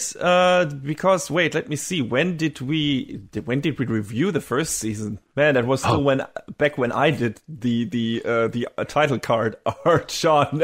I mean, the first season was 2017. So yeah, Jesus, that was one of our first episodes. Yeah, episode 40. Not first episode, but pretty early on. Episode 49. It's been a while. 5 years. 5 years. What is time? Exactly. So, Ancient Magus Bride is back. Problem is, it's been 5 to 6 years until the first season. I don't remember barely anything. I mean, I remember bits and pieces. Yeah, bits and pieces, but everything that happened is like which was pretty story heavy in the first last couple of episodes. Just like, what was that again? And I think I have to revisit the first season to feel like comfortable continue to watch this, because otherwise I feel like I'm missing out on a lot of who some of the characters were. I mean, I get the basics down. I know, I remember most of what Chisa was about, most of what Elias was about. I remember most of what Ruth was about. He's still my avatar on Twitter for some reason. But I think they had like a recap or something in between, so did they? That I must might have missed that. That might serve to be helpful. I need to look that up. because, but I also am not averse to actually rewatching the first season because I remember liking it a whole damn lot. Otherwise, I wouldn't be interested in the second season. So maybe I'll go there. I mean, I got a bit of time, so I think to actually get there. So yeah, sure, why not? I'm probably just gonna hold off on watching more than the first episodes of this until I have at least revisited the special you just talked about, or the whole first season. I think there were two specials. I think one was actual plot and the other was a recap. Okay, interesting. Maybe then I need to watch both of those. But yeah, what I can tell you is the OP is gorgeous, and so is the rest of the show. I was worried since Wit is, of course, not doing the second season of this. But Studio Kafka seems more than capable to pick up where Wit left off, which is not surprising since it seems to be comprised of a lot of former Wit people. Oh, that I didn't know. Yeah, and was apparently specifically founded for this project. So I think it's in good hands. But since it's the first big-scale production handled by this team, I hope they also don't let their enthusiasm get ahead of themselves and have everything planned out well. Because, you know, if a show like this is not properly structured and planned in terms of production, that can bite you in the ass. But yeah, we'll see. So far, this looks good. The animation seems to be on par with what Wit did with the first season. And yeah, Chise is offered to enroll in the Magic College. She accepts because she wants to learn more to overcome the instinct of always sacrificing herself for the good of others. And Elias is coming along as her guard. And naturally, Ruth is along for the ride as well, hiding in Chise's shadow. I would be very sad if that wasn't the case. Ruth is great. Yeah. And Chise gets assigned to the Lynn Rose dorms by picking the corresponding talking cat. Don't worry about it. And gets a roommate named Lucy, which seems to be a bit annoyed by the whole thing. But yeah, it's we'll see where this goes. This show always, like the first season, had this great atmosphere to it, and the second season immediately pulls you in with that again. And the dynamic between Chise and Elias. How do they pronounce it in the show? Elias or Elias? Elias, right? I mean, they pronounce it Elias, but, you know, also Japanese pronunciation. Yeah. It could be Elias, for all we know. Yeah, it's interesting, and the characters I remember I like, and the other ones, like Elias's friend and Chise's friend, who's like introducing them to the college. I don't remember what he actually was about. I was like, who are you again? He seemed to be all about like big research, and I want to find things out. But he also didn't seem like super. Oh, you have to do this. Like he came across like, I'm going to leave this up to you to make this decision. And, you know, Elias was not 100% trusting of that, and I don't blame him. But he didn't come across as outwardly malicious, as I recall. No, but him and Elias have a history, and I don't remember that history. That's the thing. Yeah, true. I know he got at least one entire episode dedicated to him and their history, but I don't remember that. So that's why I kind of feel like I must revisit the first season because it's just been so long. It's been too long. It's like, hey, some of the shows we get, like Dr. Stone, like get renewed at a very steady pace. There's like maybe like half a year between them, or a year, and that's fine. But something like this, where it's like has been 5 to 6 years, it's just like I can't. There's like too much a anime part-timer where there was almost a decade. Yes, exactly. It's like, what was going on? I have no idea. So I had that same issue with my teen rom-com snafu, where I think it was like 5 or 6 years between season 2 and the final, and I never went back to rewatch them, and I still haven't watched the final season, and I still want to, though. Yeah. So you see, this like I feel like considering I think I chose the first season of Ancient Magus Bride as one of my best of the season. So that seems like, hey, that's a good reason to revisit that show, to get ready for the second season, which I wasn't able to do before this started, but I think I will go after finishing the rewatch of another show, which we'll get to. I will probably do that next. The nice thing is I don't really have to take notes for rewatching old seasons, so I'm getting through that quicker than through other shows, because you can just throw it on and enjoy it without thinking too much about it. Right. But yeah, refresher seems to be in order, but otherwise this looks as good as the first show, as much as I remember. And yeah, looking forward to more Ancient Magus Bride. Good stuff. All right, John, what is your next keeper? So pretty much everything I have left is stuff that's ongoing, so kind of be a little bit more brief about it. I know 2 of them you're still watching or planning to continue watching. So, Vinland Saga has been ongoing. And oh boy, is it it's starting to pop off. Yeah, so I've heard. It's like I've stopped after the first 3 episodes or something. I'm gonna let it pile up and I'm just gonna go through that. Because the cliffhangers in this show are mean. And usually I'm not a binge guy when it comes to anime, but I feel like Vinland Saga is like, okay, I think this is one where I'll do this. And I feel like the show is so good at putting me into a specific atmosphere that I kind of want to linger in that for longer than 1 episode a day. So yeah, we'll see. But I'm definitely going to keep on watching that for sure. Yeah, the big broad strokes are that Thorfinn and Einar have, definitely grown together. And, that's cool to see the friendship form between them. We get a little bit of a peek inside of Knut's head, and it's, ooh boy. Ooh, that sounds... Oh, boy. And then a character that we have gotten to know over the course of this season, someone from their past shows up and it's hard to say whether they're happy or angry, but they're a little unhinged, and that's going to be a whole thing on its own. We also get to know the slave master. We get to know his father, the old master they refer to him as, and he's just this cranky old guy. He just wants to do his farming and the youngins these days. But he's also he's got a heart of gold. He's just a tired old man, and he's definitely a great character too. But that's the broad strokes overview. I don't want to go too deep into stuff because you haven't watched too much of it. But it's great. It's great so far. It's continuing to be great, and I can't wait to see more of it. As much as I hoped it would be. This is all new stuff for me. I don't know any of this from the manga because that's I haven't read it that far because I stopped deliberately at one point to be like, no, I want to see the rest as an anime if we ever get one, and we have gotten one. So far, it's great. You haven't seen it yet, but the second OP is hot. Love it. They decided to bring back Survive Said the Prophet. So, oh, very good. Yes, very good choice. Yes, that's a great band. That's a great band. But yeah. So, what you got?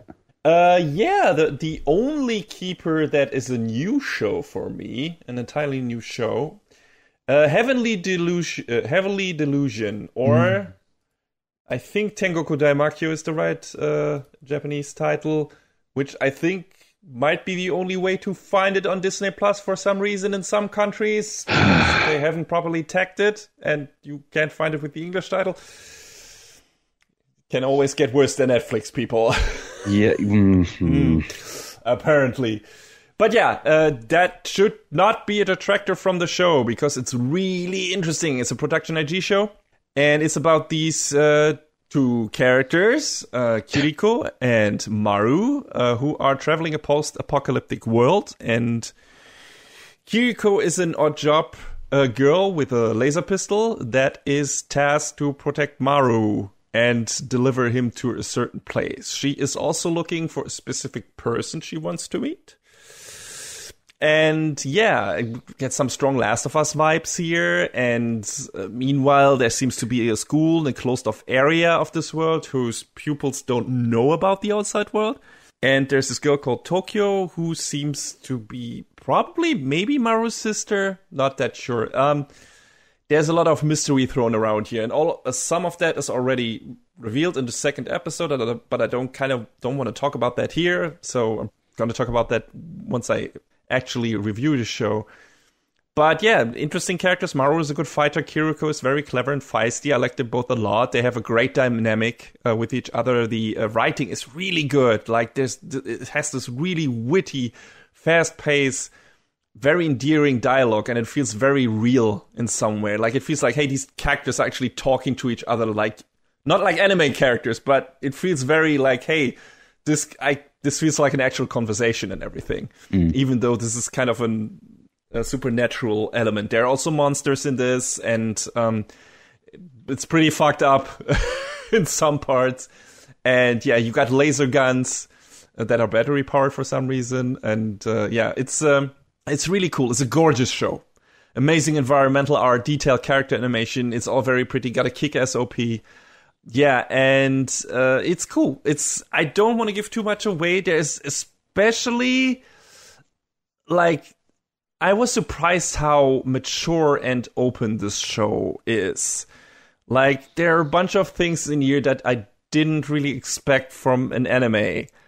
Like being so open about certain things, and we'll talk about it more once I review it. But there are certain aspects to especially one of our main characters where I was like, really, oh, you're just gonna state it like that? You're just gonna be here and just openly, and wow, and the show is actually showing this just out in the okay, wow, all right. Okay, this is great. I can't wait to see where this is going, actually. And I'm being willfully ominous and ambiguous about this, but you'll see. I don't want to give any of that away. So check out this show, and I will talk more about this when I review the show, because I'm very, very certain that I will. The first 2 episodes of this blew me away. It's my favorite keeper of this season.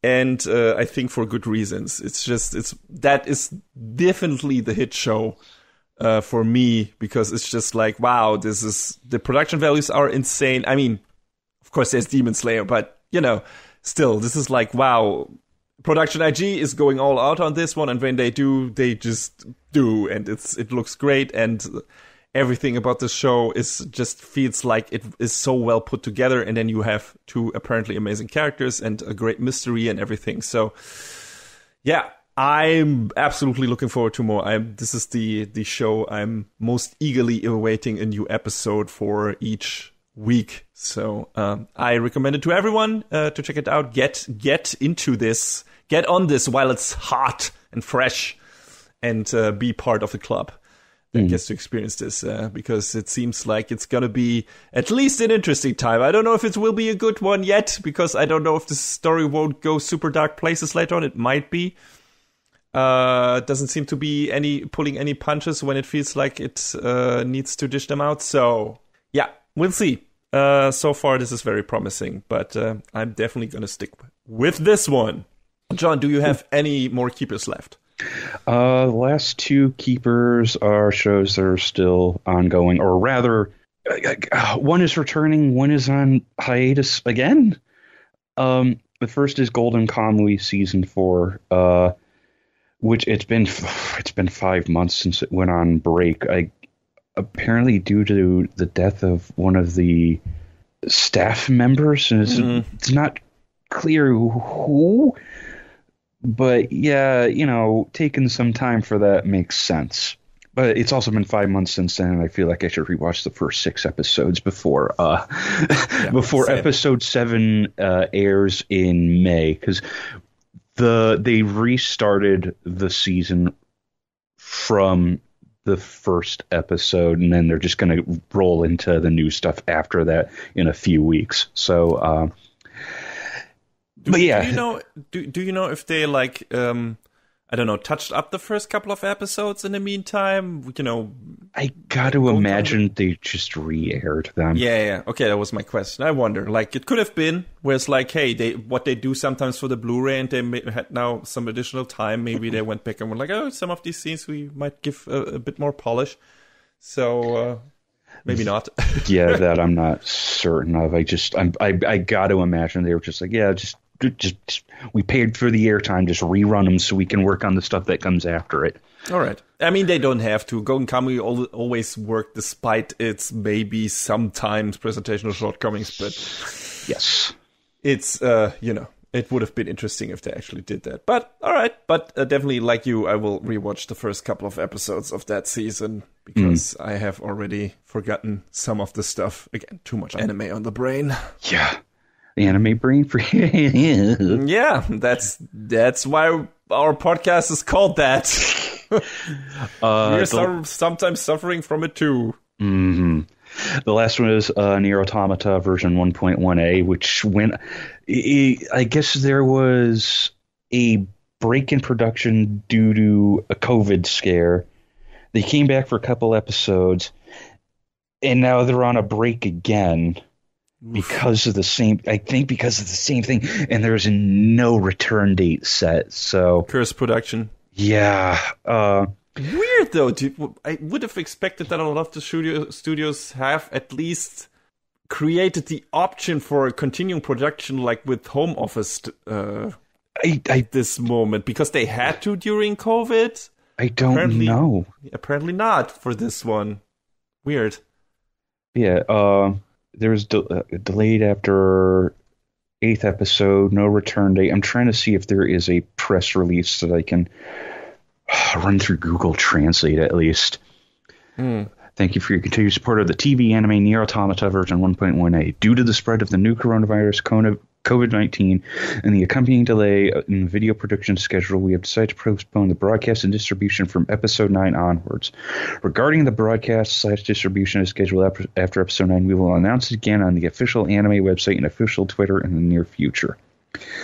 Although it is a measure based on unforeseen circumstances, we are sorry for the inconvenience and concern for the viewers who are looking forward to the work. Thank you for your understanding.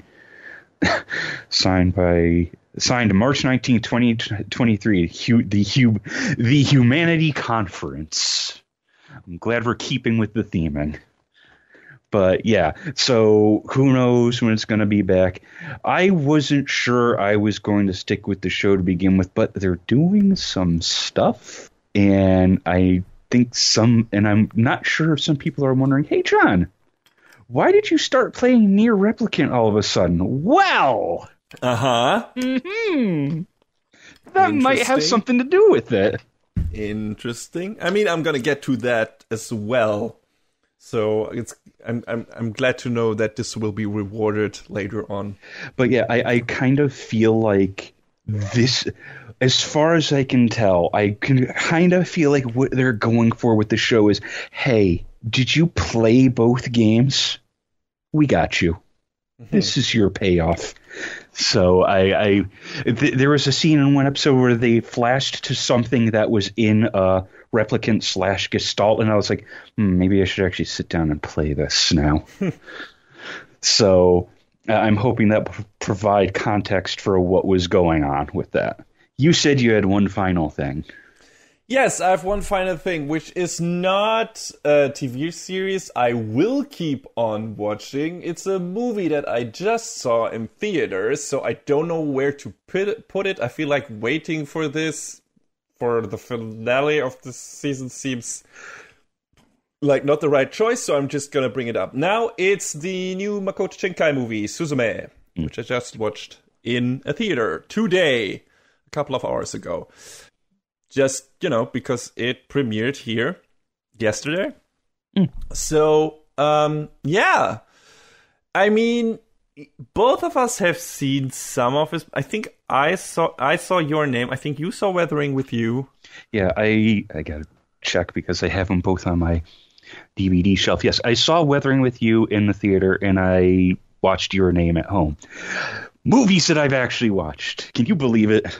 Yeah, so this is definitely a Makoto Shinkai movie, judging from what we've seen on his last recent movies, and apparently the stuff he did before that. It's a girl a bit out of place and time, and There's a bit of romance involved and a bit of mysticism, and there's also a bit of environmentalism message and stuff like that. It's very pretty, and it sounds very good, and I really don't know what else to say about it. I liked it a lot. I had a really good time at the movie theater. I was thoroughly engaged. It was very emotional. It was just, the production values were through the roof. It looked amazing, especially on the big screen. Ridiculous. Like, it was so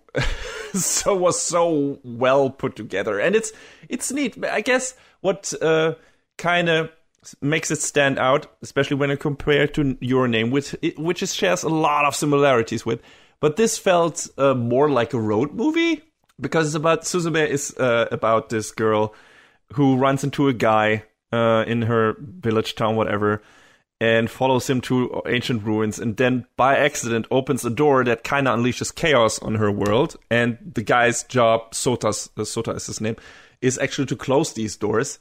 And because by accident Suzume has pulled out the stone that kind of fixes the protection of these doors and kind of stops whatever is behind them to get out, they try to follow it and try to get it back and to seal the doors again.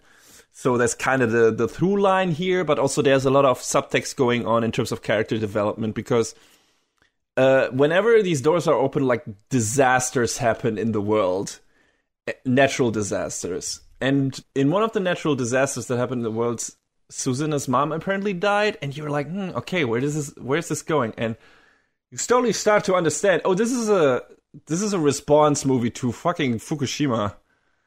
I don't know if Your Name was that also in a bit, though I don't remember. Yeah, that came out after that, right? Yeah. After that happened. So maybe to an extent, but this even more blatantly. Like, this is literally, like, this is the final, this is the kind of the final destination of this. This is kind of where the story goes, this road trip goes, and what the story is kind of leading up towards. So it's really interesting to see what the emotional through line is here, and it's all about characters like dealing with loss and with memories of loss, and with coming to terms with things that are not there anymore, that they took for granted and everything, but also, continuing on and trying to get past that and everything. And it's really cool. Like, on the surface level, it's like a fun, neat little road movie trip, making friends, adventure story, and also a bit of romance sprinkled here. And like I said, super pretty visuals. But also, it's very much, hey, this really bad shit happened to us, like, as a country, and this is how we try to move past this, at least in my eyes. My eyes being Makoto Shinkai's eyes, in this case I'm speaking from his perspective, I guess. If I may be so bold. But this feels like what the movie is trying to do, and it does that very successfully. And like the final moment of the movie, or one of the final moments, like the key emotional payoff moment of the movie, is incredibly good. And my eyes were watering up. And it's that he is very good at that. He was good at that in Your Name. I haven't seen Weathering with You, but I assume he's good with that in there as well. Makoto Shinkai kind of does same-ish movies. That's the joke. He has been doing that for a while, that all of his movies kind of go into a same-ish direction. Yeah. He pushes certain buttons, but he pushes these buttons very well. And he does so in this movie. Like, it's definitely one of those where it's like, oh, yeah, this is one of the big anime movies you should try to catch in movie theaters while it's there, because for the visuals alone, but also the story is really good. It's really well written. It's well paced. It's got a strong beginning, middle part, and end part, and it just got some neat characters in it, and also you see a lot of, hey, isn't Japan fucking beautiful? Yeah. Judging by this movie, it is. And you'll see a lot of different facets of that beautiful country. And it's like fun time, and the main lead is very strong, and her story is really good. So I liked it a lot. I had a fun time. The person I was with, she had a fun time too. and enjoyed it a lot. And it was her first anime movie. Like, she is really not very much a movie person in general, and also hasn't hasn't dipped her toe into anime really. Like, she plays Genshin, so I guess she's acquired with anime on a surface level. But that was kind of like her first big anime thing. And we watched it subbed, so that was also kind of new thing for her. And she managed to follow the story. She was thoroughly engaged, and she thought that the ending message was beautiful and everything, and liked it a lot. So Makoto Shinkai is one of those, hey, you can show his movies to non-anime people and they will probably enjoy the fuck out of it. And yeah, if this seems to be another testament to those, pretty much like most of Studio Ghibli stuff and Hosoda's stuff, like these work for the mainstream people. And Suzume is one of those. And for the hardcore anime nerds like us, it has also a lot to offer. So yeah, I definitely recommend this one. Check it out in movie theaters while you can. And if you have a person that you always wanted to take with you that are not into anime yet, and you wanted to show them a really good showcase for this medium, this is definitely one of those, because it's, from the visual standpoint alone, it's probably going to blow their minds. So yeah, definitely go for it. Check it out. If you have the chance. I don't know if it has premiered in the US yet. I'm pretty sure. And if you can catch it somewhere, or if you live in Germany like I do, it's probably going to be in movie theaters. Well, maybe not anymore once this episode comes out, because there's usually like a week between recording and editing these episodes and putting them out, because, you know, during the week I mostly don't have time for this. So we'll see. If you can still catch it once you hear this, try to. If not, wait for it until it's on streaming or Blu-ray and check it out then, because yeah, it's definitely worth it. This is what I would call the anime version of a like Hollywood blockbuster in terms of production values, in terms of story that is kind of for everyone who is at least a bit attuned to kind of, you know, non-standard, I don't know, movie-going sensibilities in terms of story structure or stuff like that. But it's still so close to that, even though there's some deep Japanese shit in here that rewards you if you are more attuned to these kind of storytelling sensibilities, and to, you know, Japan's history and the stuff, the spiritualism and stuff like that. So definitely that, but also it works for people who don't know much about that stuff too. So yeah, absolutely recommend it. Suzume, great stuff, and definitely check it out. And yeah, that's it for our sneak peek, and let's move on over to our first review from winter season 2023.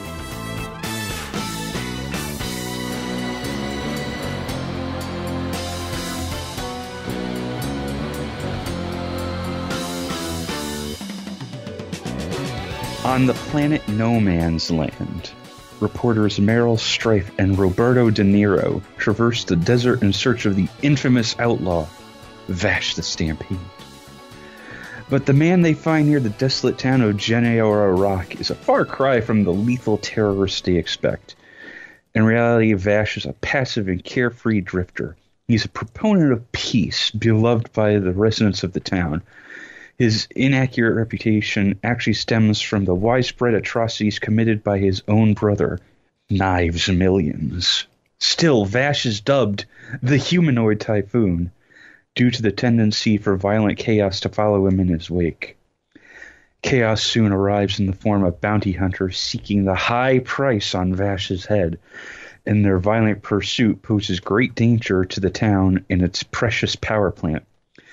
Thanks to his gunslinging prowess, Vash is able to resist most of these nefarious forces, yet he must soon face off against the ultimate evil, the unstoppable destructive power of his malevolent brother. This, of course, being the summary of Trigun Stampede, a not quite retelling of remix. I guess retelling would be appropriate. Yeah. Of if you are up on your 90s anime, a show of the same name, Trigun, of course. This is headed up by our friends, our personal friends. I wish. At Studio Orange, who we've gotten to know for them being really, really, really good at 3D CG stuff. And the presentation in this show, I'm not sure how you feel, is no exception. Yeah, I mean, I mentioned before that Ufotable are the kings of marrying traditional animation and 3D CG, mostly using the CG for environmental stuff. But Orange are the kings of doing entirely 3D CG shows on the Japanese side of things, on the anime side of things, because a lot of anime CG is wonky.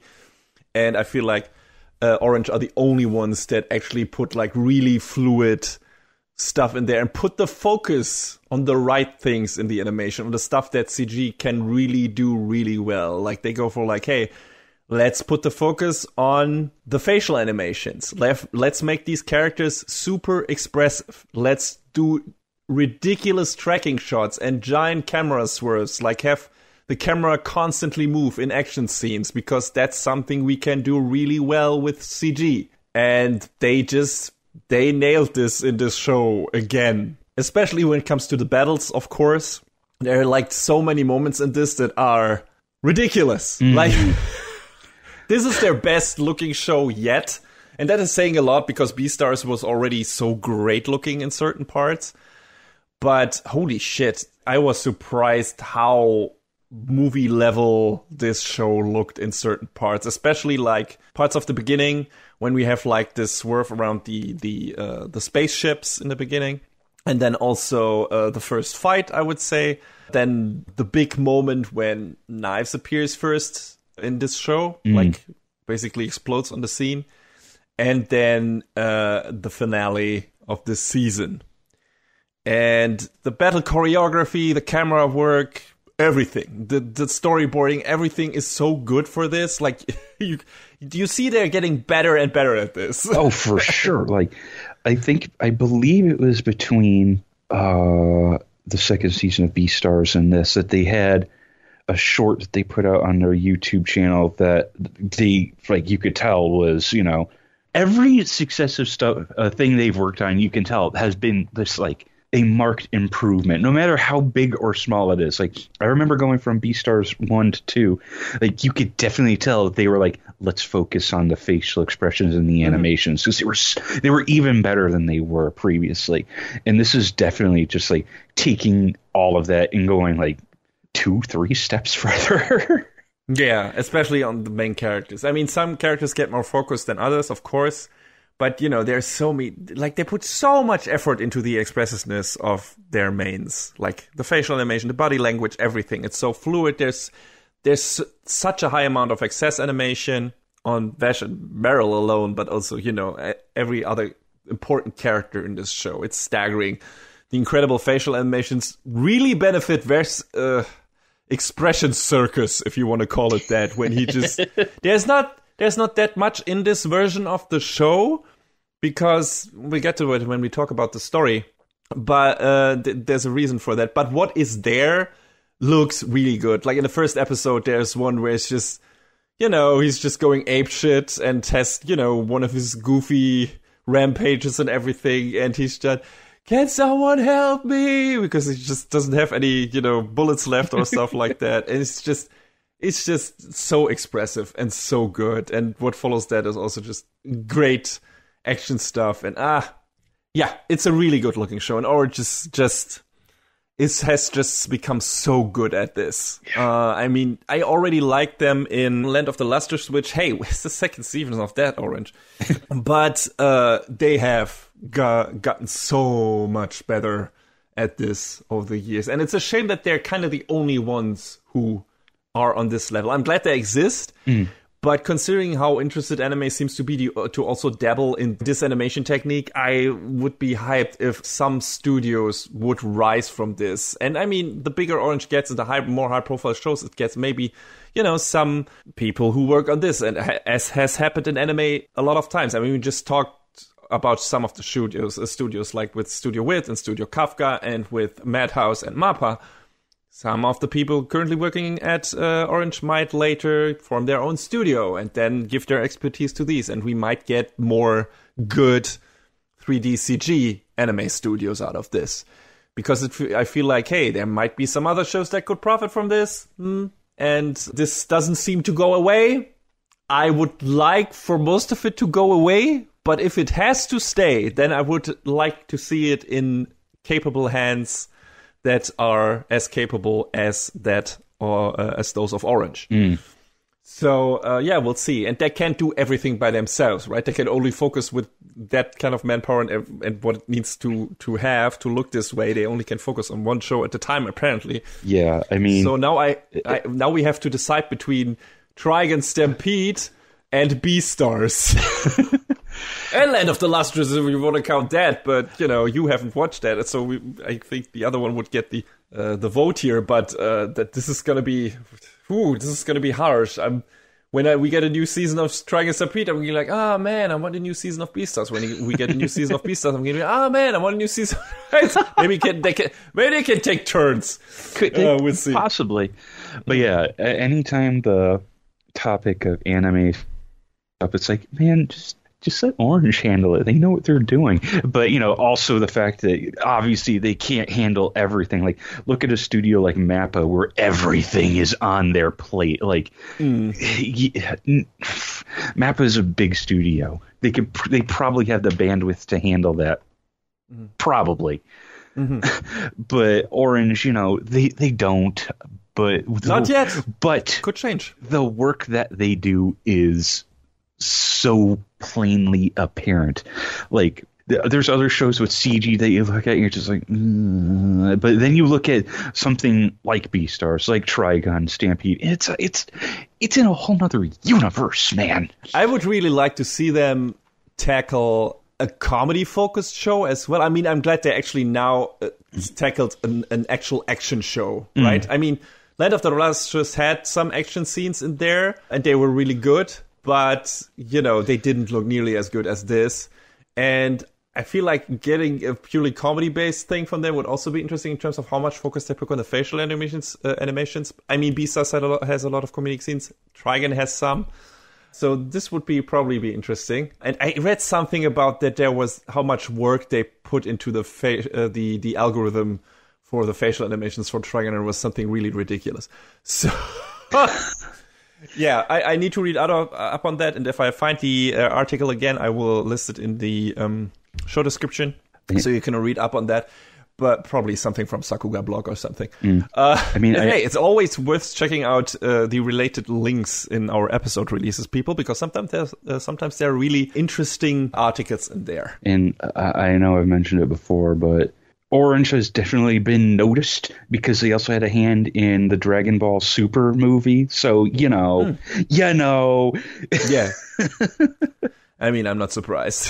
Toei seems to have their own department that's getting steadily better at CG in anime, at least when it comes to their movies.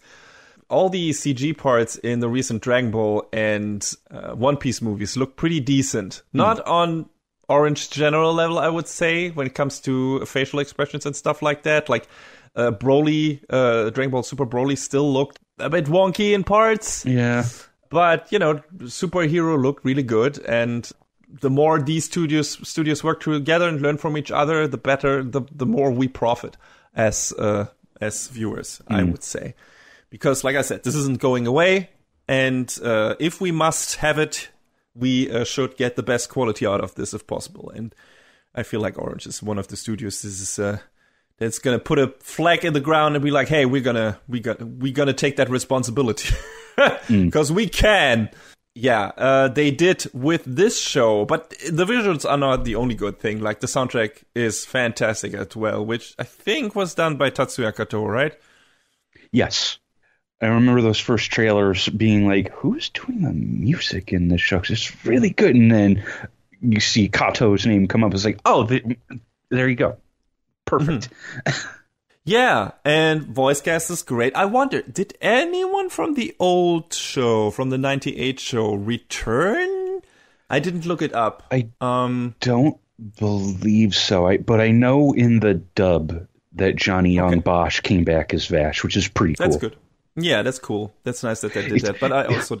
It's kind of like Orphan, where, I mean, the only person who came back in the original Japanese cast was Shotaro Morikubo, but his original English voice actor from, the older shows reprised his role in the dub for the new series as well. So, cool to see that that's sort of carrying on a bit, depending on what show you're looking at. In general, the style of this, when compared to the old show, the old one, 98 show, was done by Madhouse. And looks good. I mean, we got other stuff from Yasuhiro Naito since then. I think he did Gungrave, right? I think he also did that. I think he did Blood Blockade Battlefront, and we reviewed 2 seasons of those, which was also great. And yeah, the style from the old Trigun show was still very 90s anime. It wasn't Digipaint stuff yet. It was very much traditional cell animation still, and it looked good for that.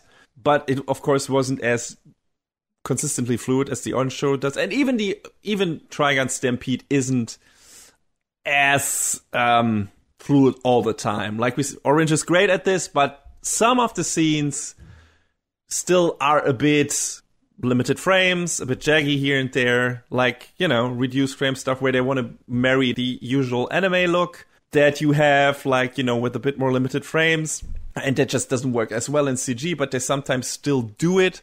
It works best when they go hyper fluid, in my opinion, when they just really, really pull in the extra frames and stuff like that and just go with the full fluid animation in this. That works best. The other version of this style, where it's like what Into the Spider-Verse is trying to do in Across the Spider-Verse, or is doing, the style thing where it's like, hey, you have these limited frames animation, so it looks like a bit of motion comic, but also not. It's a style choice. For anime CGs, always felt like it was a bit of also trying to do a style choice, but also maybe not having the budget of doing more. And this doesn't seem to be the case with Orange stuff, but it's still like, hey, they're still making the style choice in certain cases, and it's like, why though? I don't get it. But in that, it is maybe a bit closer to the 98 show.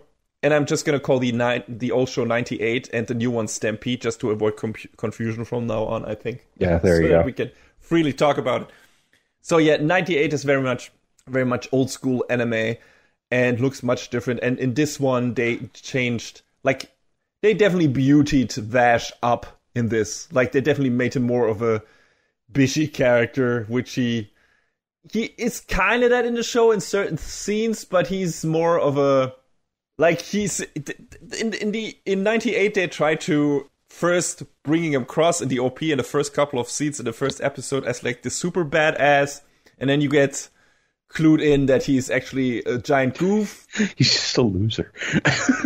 Yeah, but also not, right? It's like the show makes you think in the first episode that all the stuff where he like gets out of harrowing situation and does stuff like, this is lucky coincidence, but if you pay attention, you're like, no, he makes this happen, right? For specific reasons. And there's a reason why there's always this big amount of property damage when he's around, but weirdly enough, nobody dies. Why is that? Why isn't he apparently killing anyone? And yeah, so that's of course all part of his character. And this is still in the new version of the show, but I felt like in the old show they were still playing more with him being like this goof for a while before they got super serious. And they don't do that in Stampede. Oh, a bit. In the first episode, we meet him in a compromising position. Very much so. Yeah. Dangling from a rope. Heads down. And, they don't even bother with the badass version of him in the beginning. You see that later in the episode. But in general, when comparing Stampede to 98, I would say Stampede is much more plot-focused. It's a much more serious show. They kind of just jump right into it, too. Yes, exactly. Like, and that's one of the things maybe that for people who were big fans of the old show that they might miss. Because the old show was also very much a gag show and very much focused on comedy as well. that is not that much in this new show. Like, Stampede does have some comedic bits here and there, especially in the first and maybe second episode. Some of the stuff with the Nebraska family, maybe. But starting at some point, or even kind of in parts from the beginning, it has a much more serious tone to it. It's much more plot-driven. It's focused on very specific characters and doesn't really bother with that many side characters. That, also shorter runtime, makes sense, but still, it's like very focused on certain things. It changes around some parts. There's some familiar faces, but they might not have exactly the same role that they had in 98. Like I said, some of the villains that appear in 98, the Nebraska family, like the father with his cyborg son, appear here, but cyborg son is much bigger in the old show. Yeah. In this version, he is smaller, but, they still pack a punch. But, in the old show, they were only in half an episode. In this one, they're longer, and they have more of a purpose beyond they being one-off villains of the week. And then you have Meryl, who is an insurance agent in the old show, and also has another partner in the old show in the form of Millie, who's like this giant Gatling gun that shoots like these trap thingies. And here it's Roberto. It's like the wise mentor character who's mostly drunk because he's also a cynic. So they mixed up a lot of stuff. Like, a lot of this shit is familiar. Mostly Vash is pretty much, at least in the beginning, the same guy, but also we get to his serious part of the story a lot sooner, even from the get-go. Like you said, they immediately, in the first couple of minutes, reveal the origin of Vash and Knives, which we didn't see in the old show. I don't know exactly when, but it's a while. And because I have, after finishing this, started to rewatch the old show. I'm on episode 5, or 6, and I can't say that much about it, but so far, we haven't heard anything about Knives in this. We haven't seen any of the gun-ho guns in 98, like in episode 6. None. Like, so far we have met Vash and Meryl and Millie, and that's it. And it's mostly been a bit of world building and comedic bits, and them just, trying to actually find Vash, because that's also, like, Meryl doesn't buy into Vash being Vash in the beginning. She doesn't want to believe it because he's comes across, like you said, like such a goofball loser, and he's supposed to be like this menacing force. And so, like, the first couple of episodes, she's desperately trying to find another guy that is Vash, because it can't be that guy. It can't be that person. And in Stampede, I don't know, they kind of pretty much quickly buys into this. Stampede gets much quicker to the point of the actual plot, the story. And I feel 98 lingers, meanders more but not in a negative way. Yeah. In the character and comedic bits. Yeah, I mean, 98 definitely takes its time, whereas in Stampede, we're at, episode 3, my name's Nicholas the Punisher. And it's like, okay, we're just right away. Oh, got it. Yeah, Wolfwood, like I said, hasn't been introduced in the 98 show yet, in episode 5 or 6 where I'm at. So I wonder when he entered into picture. But I remember, the old show took a lot more time. It was much more meticulous about its world building. Like, hey, we have Vash, I think, going into a plant in the first episode of Stampede. Yeah. They are barely mentioned in episode 5 or 6. Not even, like, getting into one and being revealed what the plants actually are, which are these giant factories, right, in this universe. But there's a special thing that's up with them, and it's also related to Vash's past and everything. And in Stampede, we get introduced to that pretty much from the get-go. Like, we immediately find out where they came from, what happened here, and so on, and where Vash came from and everything. And the old show makes much more of a mystery about that, and it's much more of a fun goof fest with some interesting mystery story bits about its main character thrown in, and what's his background and where he came from. And only in episode 5 you really get introduced to the badass version of him, where it's like when he takes out Gosef, Nebraska. Until then, all his victories and close call, near-death escapes could have been chalked up to pure luck, at least from the point of view of the bystanders, and especially Meryl. We as the viewers, of course, can guess that Vash is actually just mostly pretending, but it's still a better build-up than in Stampede, in my opinion, with a more satisfying payoff, where it's like, oh, okay, he's actually not just a goof. He is actually doing this deliberately because he's a pacifist, which is kind of his thing. Like, he doesn't want to kill people. And there's a very specific reason for that, why he is the way he is. And 98 takes its time to fill us into this, while Stampede is actually, as the name implies, stampeding to its main plot points. Like, it's going there, and it's in the name, and it makes sense. And I don't hate that in any way possible. Like, this being a much more different thing and a more plot-driven thing makes this like a very interesting, different flavor. Maybe this is for people who, you know, who just want to get right into the main meat of the story. And also maybe for the people who have watched 98 and are like, hey, I kind of already know what these characters are about. So what can you do with them now that still shows me some new facets and interesting things I don't know about them yet? And Stampede actually does this. One of the things is, like I said, give some of the side characters, it fleshes them out more. Like, there's this woman in the town that is the focus of the first 3-4 episodes until Knives appears on the scene, right?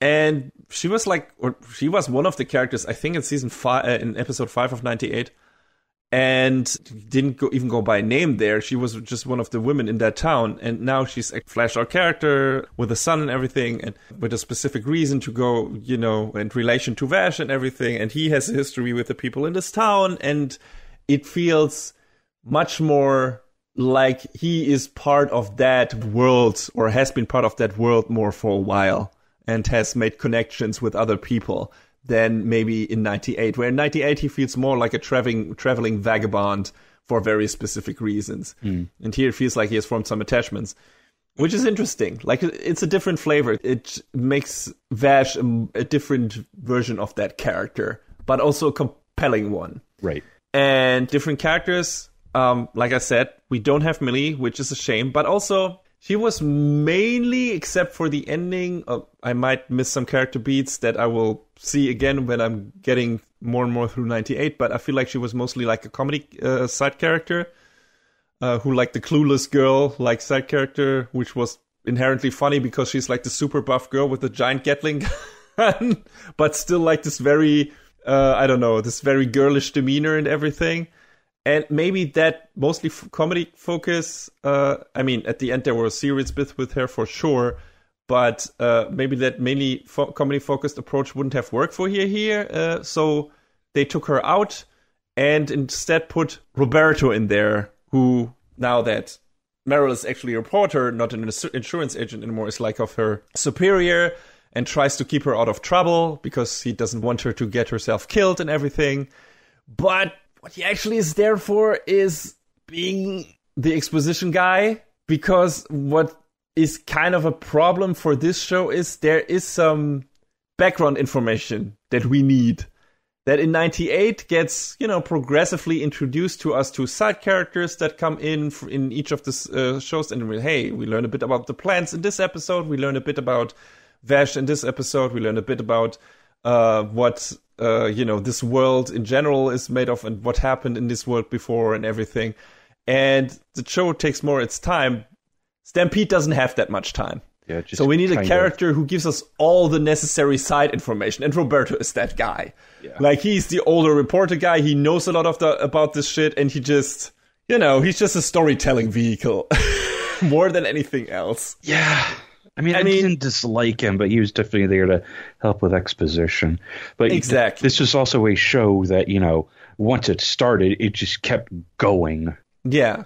He sticks around because he cares for Mara and everything, even though he fronts and is like, it's just annoying. You don't know what you're doing and you're going to get yourself killed. But, he's kind of doing a mentor-father figure thing. And it makes sense, and it makes him somewhat the sympathetic archetype of a cynic drunk. Mm-hmm. So that works for this story. But that is kind of what he is for. And you notice that. And then I feel like Meryl is, while she is still gutsy in this, she's maybe not as strong of a character. Like I said, I will have my final decisions on that, or words on that, when I've gone through 98 again, which I actually wanted to do before this review, but just couldn't manage it. So I will bring this up in Best of the Season probably, because Stampede definitely will come up there. But she was definitely, she was an actually good shot. Like, she could fend for herself. I don't think she does anything like that in this show because she is just a reporter, quote unquote. They do some stuff with her in the end where she has some conversation with some of the characters on the villain side of things that is more interesting and that gives her a bit more agency. But her part in this is not as integral, I feel like, as it was in the old show, where she was at least hanging around Vash and together with Millie all the time. Still, I didn't hate what they did with her, but it feels like Stampede was even more focused on Vash, on Wolfwood, which makes sense. Like, I don't remember, and again, I will see this once I get more through 98. I don't know how much they developed the relationship between Vash and Nicholas in the old show. But they very much focus on this in Stampede, which makes sense since their dynamic is the most interesting one, since their life philosophies are pretty much diametrically opposed. Nicholas is of the opinion that you have to kill to survive and protect the ones you love, and Vash, on the other hand, has dedicated himself to the idea that killing is never the answer and there's always another way. So, of course, they argue a lot, and that friction is interesting. And Stampede gets a lot of mileage out of that, because it puts these characters in a lot of scenes together. Like you said, Wolfwood is already introduced in episode 3, and his background is immediately given away why he is here, why he is in close vicinity to Vash. 98, if I remember correctly, doesn't give that away until a long way in. No, not until much later. Yes. He also appears much later in 98, but then they also take their sweet time until reveal what he is actually about. And Stampede is immediately like, nope, he's here because of that. And that's interesting too. And I like that they really focused on Vash and his relationship, because they, like I said, they have the most interesting viewpoints in this show that clash with each other and have to clash because, like I said, they're on completely opposite ends. And the third one in this trifecta, I guess, that they really fleshed out or that they really made the focus is Knives, which didn't almost have any screen time in 98, if I remember correctly. Knives is barely in the original. Like, he's alluded to on and off, but I don't think we ever... No, that's not true. I don't think Vash ever actually comes face to face with him until like almost the end of the show. Yes, we see flashbacks and everything, and he might be in the shadows in some parts, or speaks through Legato Blue Summers, who is barely in Stampede. Yeah, had a giant role in 98 because he was Knives' right hand man, and he is here kind of, but he's a bit of a loser in this, which was weird. Like, he was completely different from what he was in 98, where he was like this super menacing presence, and here's kind of like, I'm a dick, I'm definitely an asshole, but I am also, I don't know, I don't do much in this season. I'm around, I guess. I'm like in 2 scenes, and I'm just gone from the show, and that's it. I'm like, okay, interesting. But yeah, Knives is definitely featured heavily from the get-go. Stampede makes it much more about the relationship between Vash and his brother from the beginning. Like, this is one of the big through lines. And in 98, it was much more of a part of the mystery of what is Vash's history, what is his background, and then once we get to introduced to Knives, it's like, okay, what is actually up with him, what is the plan, everything, and then is this build up to this final clash in the final episode, which I remember correctly was not that super satisfying. Like I said, revisiting the show now, I'll have some final words on that once we get to the best of the season. But he was just mostly... Maybe he was the plot vehicle in the old show that Roberto is in Stampede. And just a reason for Vash to continue on and get to a certain point. And here he's much more than that. Like, there's a much more intimate depiction of the relationship between the two. Like, from the get-go, you see already how they came to be on No Man's Land, where they came from, who is responsible for all the shit that went down on this world, and why Vash is blamed for everything. And all of that is revealed pretty much right from the get-go. Some pieces are revealed later in the show, and they also extend on that. I think the whole thing with the, what was it, Ship 3 or something like that? Yeah. That I think that wasn't in 98, and that was really interesting. That was really cool. I mean, they do talk briefly, as far as I recall, about Project Seeds in 98, but they don't go into that much detail. Yeah, but definitely do here. There's whole different aspects to it, and Knives is part of all of that. And he is... When does he appear, like, as a grown-up full character for the first time? Is it episode 4 or 5? I think it's 3, yeah. And already? Yeah, and he shows up and he's immediately just like this menacing force of nature. Absolutely. Like, he absolutely kills it, literally. He's just... Man, he's so threatening, and he's such a different version of what he was in the old show. It feels like in the old show he was mainly there to taunt Vash, and he still does that here. But here it's just like he's putting his money where his mouth is. Mm-hmm. And it's just a sight to behold. Like, the way they stage his crashing onto the scene is...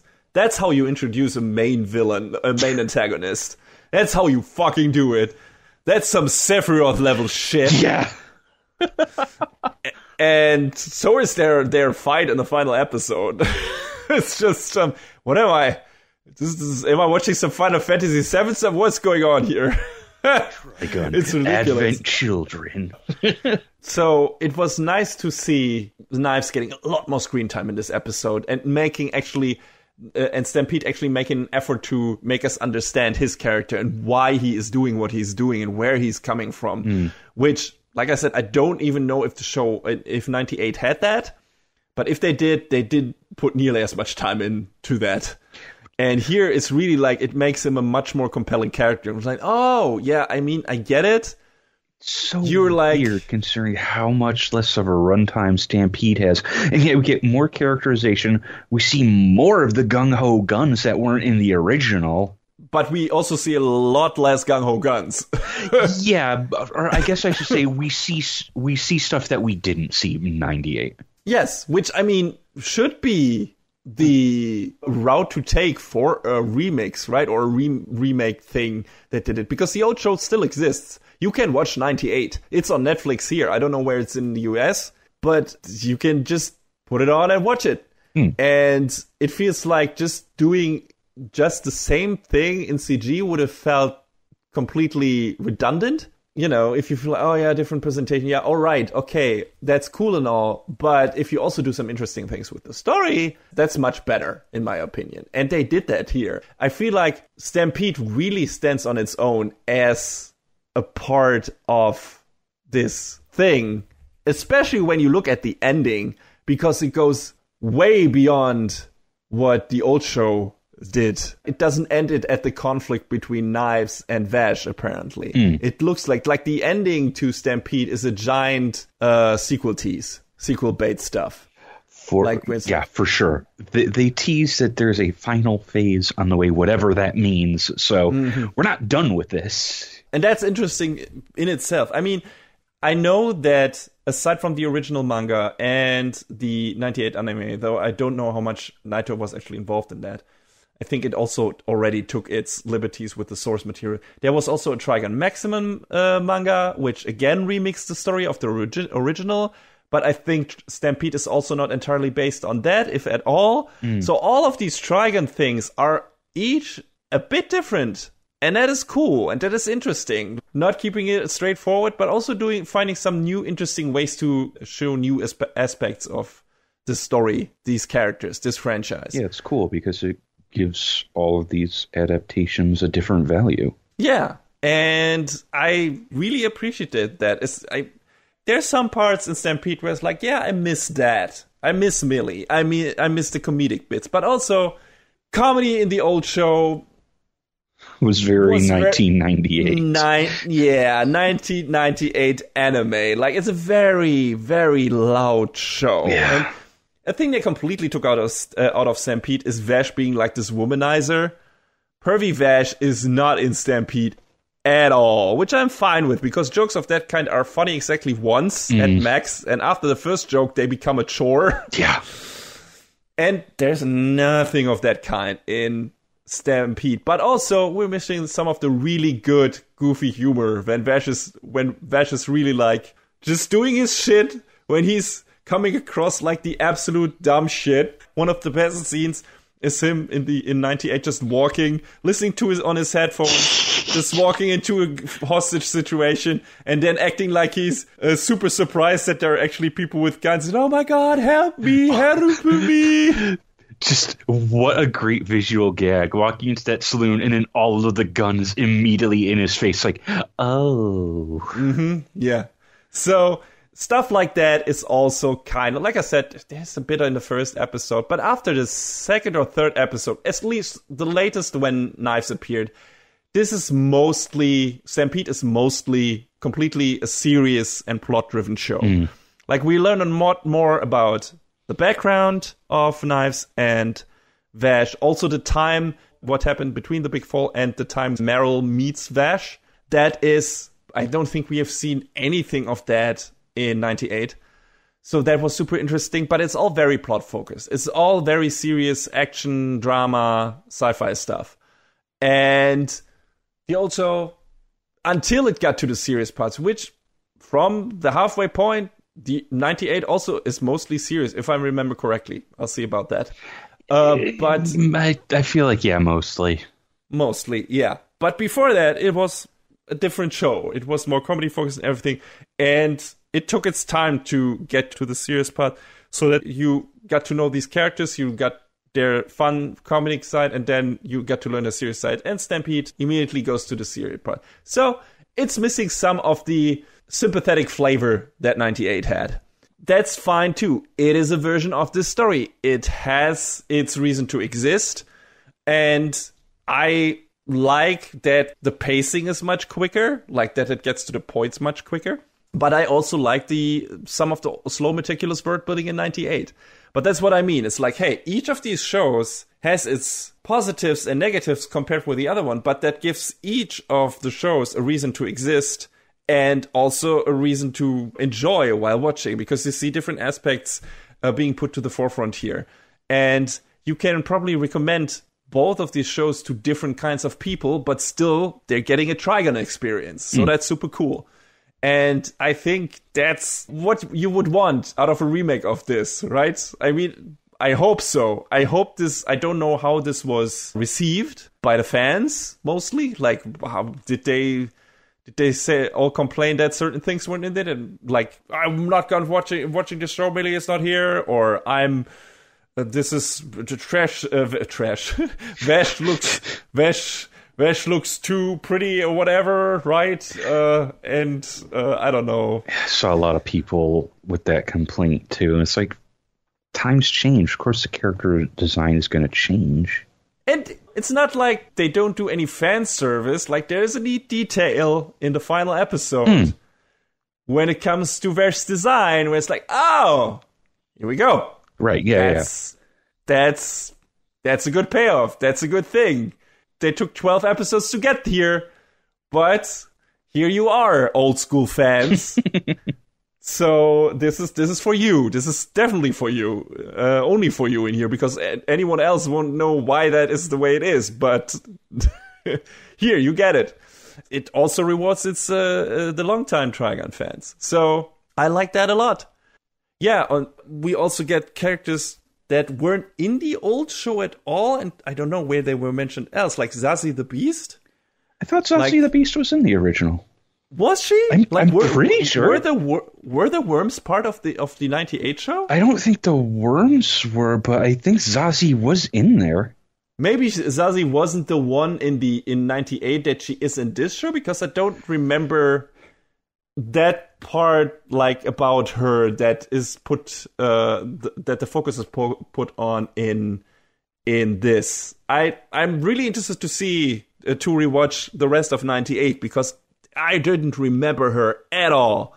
It's like, wait, she must be a new character, right? And if you say maybe she isn't, maybe she wasn't the same character in the old show. So I'm really interested to see where that goes. But yeah, she's interesting. They have a bunch of other characters that maybe weren't put in the forefront. Like I said, it's super weird the way Legato is put into this. Yeah. But maybe he will play a part in the second season because, now that power dynamics have shifted by the end of the season and everything, who knows? So maybe we'll play a more important role. Zealots have a tendency to stick around longer than you want them to. So we'll see. But yeah, and hey, the usual Naito stuff is still in here. He's an absolute fan of American superhero comics. We've seen this in Blood Blockade Battlefront that has kind of a version of Venom in it in a way, or at least an homage to him. Nicholas the Punisher. Mm-hmm. Knives going full X-23 at one point. So it's all in here. So it's not like the show is denying what author it stemmed from. So yeah, I feel like there's a lot of love put in the show. I think Orange were absolutely familiar with this. I don't know how heavily Naito was involved with the production of this version of Trigun, but it feels like it's paying enough homage to what came before it, and it paid attention to a lot of what these characters were about and fleshed out a lot of the characters that we got in the old show. Just put the focus on a couple of few ones instead of having like this wider focus that 98 had. So like we got to focus on Wolfwood, we got to focus on Vesh, and we got to focus on Knives mainly. And I especially like that they focused on Knives and Vesh more than they did in the old show, which felt like something that was lacking there. So yeah, I thought that was great, and I'm really interested to see where it goes from here on out, because I mean it was already a lot of new shit. But I feel like after this season, if we get another one, there will be only new stuff that we haven't seen before. That is maybe from the Trigun Maximum manga, maybe from somewhere else, maybe it's entirely new stuff. Who knows? But yeah, I enjoyed this season a lot. I don't know about you, John. That was great. Seeing the plot play out, in a slightly different way, but, for it to be familiar enough to be like, I know that thing, so to have that sort of emotional going on while still, getting, a little bit of surprise here and there. I really did enjoy it. It definitely went very fast. It was a very brisk pace. Oh, yeah. But I don't feel like that really detracted from it. No, not really. When compared to the old show, right? When you watch it as a standalone thing, you won't notice it at all. It's just because it's focusing on different things. It's a different way to tell the story. It has a very different tone, or at least it gets to the tone that 98 gets to after half its runtime immediately.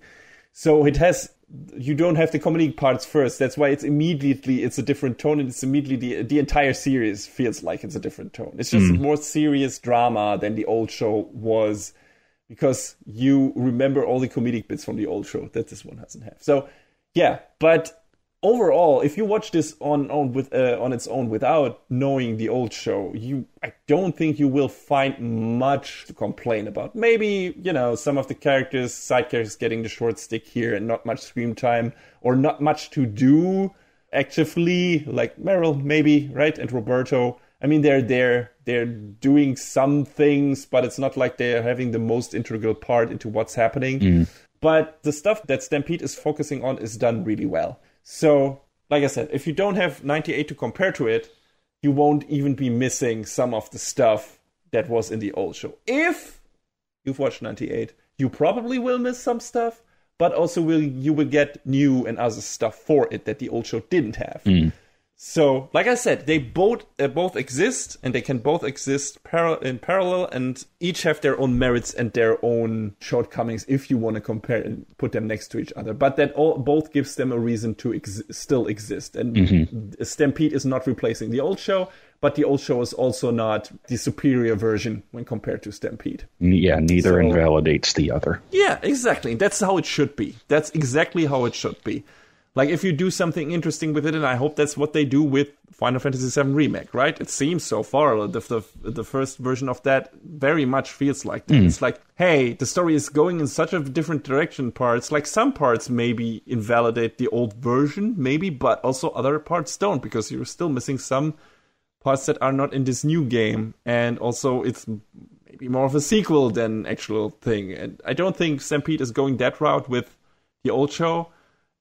I mean, after this season, maybe, right? But it's still like it's a retelling, it's a remix, it's a remake, it's a different way to tackle this story, and it's leaving out some parts and putting in others. So it definitely stands on its own, and that's how it should be.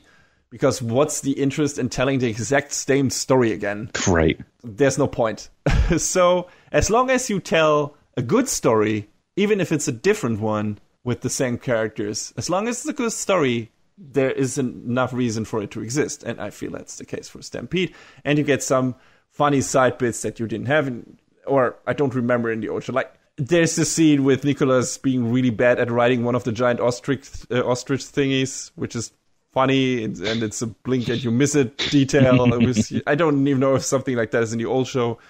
And hey, you get a flashback to Nicholas' childhood, which I think was in the old show. But the cool thing about this version is, it's a bit restructured, and also it's traditionally animated in a otherwise completely CG show. That's right, it is. Which gives it immediately this very different flavor, which is also a different thing they can now do when they have a 3D CG show. Once you put traditional animation someplace in a 3D CG show, it immediately takes on a whole different feeling and creates a whole different atmosphere. And this is what this flashback scene does, because suddenly there is a completely different animation style in this compared to the rest of the show. And it's super cool. It's a great choice because it gives the sequence its own identity in the story and makes it stand out more. And that's also a thing only Stampede can do for this character. So, there you go. That's another thing that this version of the story can give you that the old one didn't have. So, yeah, I feel like even if you are a diehard 98 Trigun fan, there's enough here to like for longtime fans, and for newcomers, again, maybe this gives you a reason to also check out the old show, and that would be great. So, I feel like this is not only a nice complementary piece to the old show, but a Trigun thing that stands on its own and rewards its viewers and has a cool story to tell with these characters that we've known for quite a while. And I'm very interested to see where it goes from here, and I'm very interested to finish up 98, my rerun through that, and compare more of what the old show did to what Stampede did, what I liked better, what I liked not as much, what I think 98 did better, what I think Stampede did better. And there's also a thing that can be rewarding, like comparing these different approaches to certain parts of the story in both those shows more thoroughly. So, yeah, I am super happy that we got this. I'm super happy that Orange got to do this, that we got a completely different thing out of a really cool universe that Yasuhiro Naito created. And, yeah, let's get more of this, John, I would say. Hopefully with not as much of a waiting time. Do you have any idea? Have they announced anything? As far as I know, I don't believe so. They just have been like, there's more coming. And it's like, oh, when? Tell me when. Tell me when. I mean, they might continue with B-Stars first and then return to Trigun Stampede. Like I said, we'll see. As far as I knew, B-Stars was supposed to be coming back in 2024. And I think the whatever is left for Trigun is supposed to be this year. So... Really? Yeah. Yeah, we'll see. I mean, I don't know how successful the show was in Japan, because I feel like Trigun is one of those franchises that never was as successful in Japan as it was in the US. But I might be mistaken, might be misremembering that. I mean, it must be successful enough for it to get another adaptation. I don't believe they did that purely for the American market. But, hey, we'll see. John, where can people watch it? It's on Crunchyroll, it's on Hulu, it's on, depending on where you live, it's on Amazon Prime and, a few other places as well. So it is accessible to watch for sure. And we'll see what else we're going to get out of this. But I'm looking forward to more. Absolutely. And yeah, good times to be an anime fan. Good times to be a Trigun fan. So let's see when Vash stampedes over our expectations once more.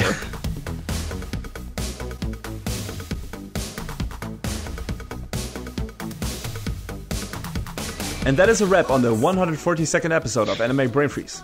All the music in this podcast is from the Double Dragon Neon soundtrack by the amazing Jake Kaufman. Please go to virt.bandcamp.com and check out his awesome work. Our show is available on most of the popular podcast services, but it's always worth visiting animebrainfreeze.com for our review index and more. Leave us comments and questions on YouTube, follow us on Twitter at AnyBrainFreeze, or send an email to animebrainfreeze@gmail.com. We would love to read your feedback. Thanks for tuning in, we hope you had a good time, and please join us again on our next episode. Macht's gut. Take care, everybody. Next time on Anime Brain Freeze. The other deadliest game, soccer! And revenge can't be bought so cheaply.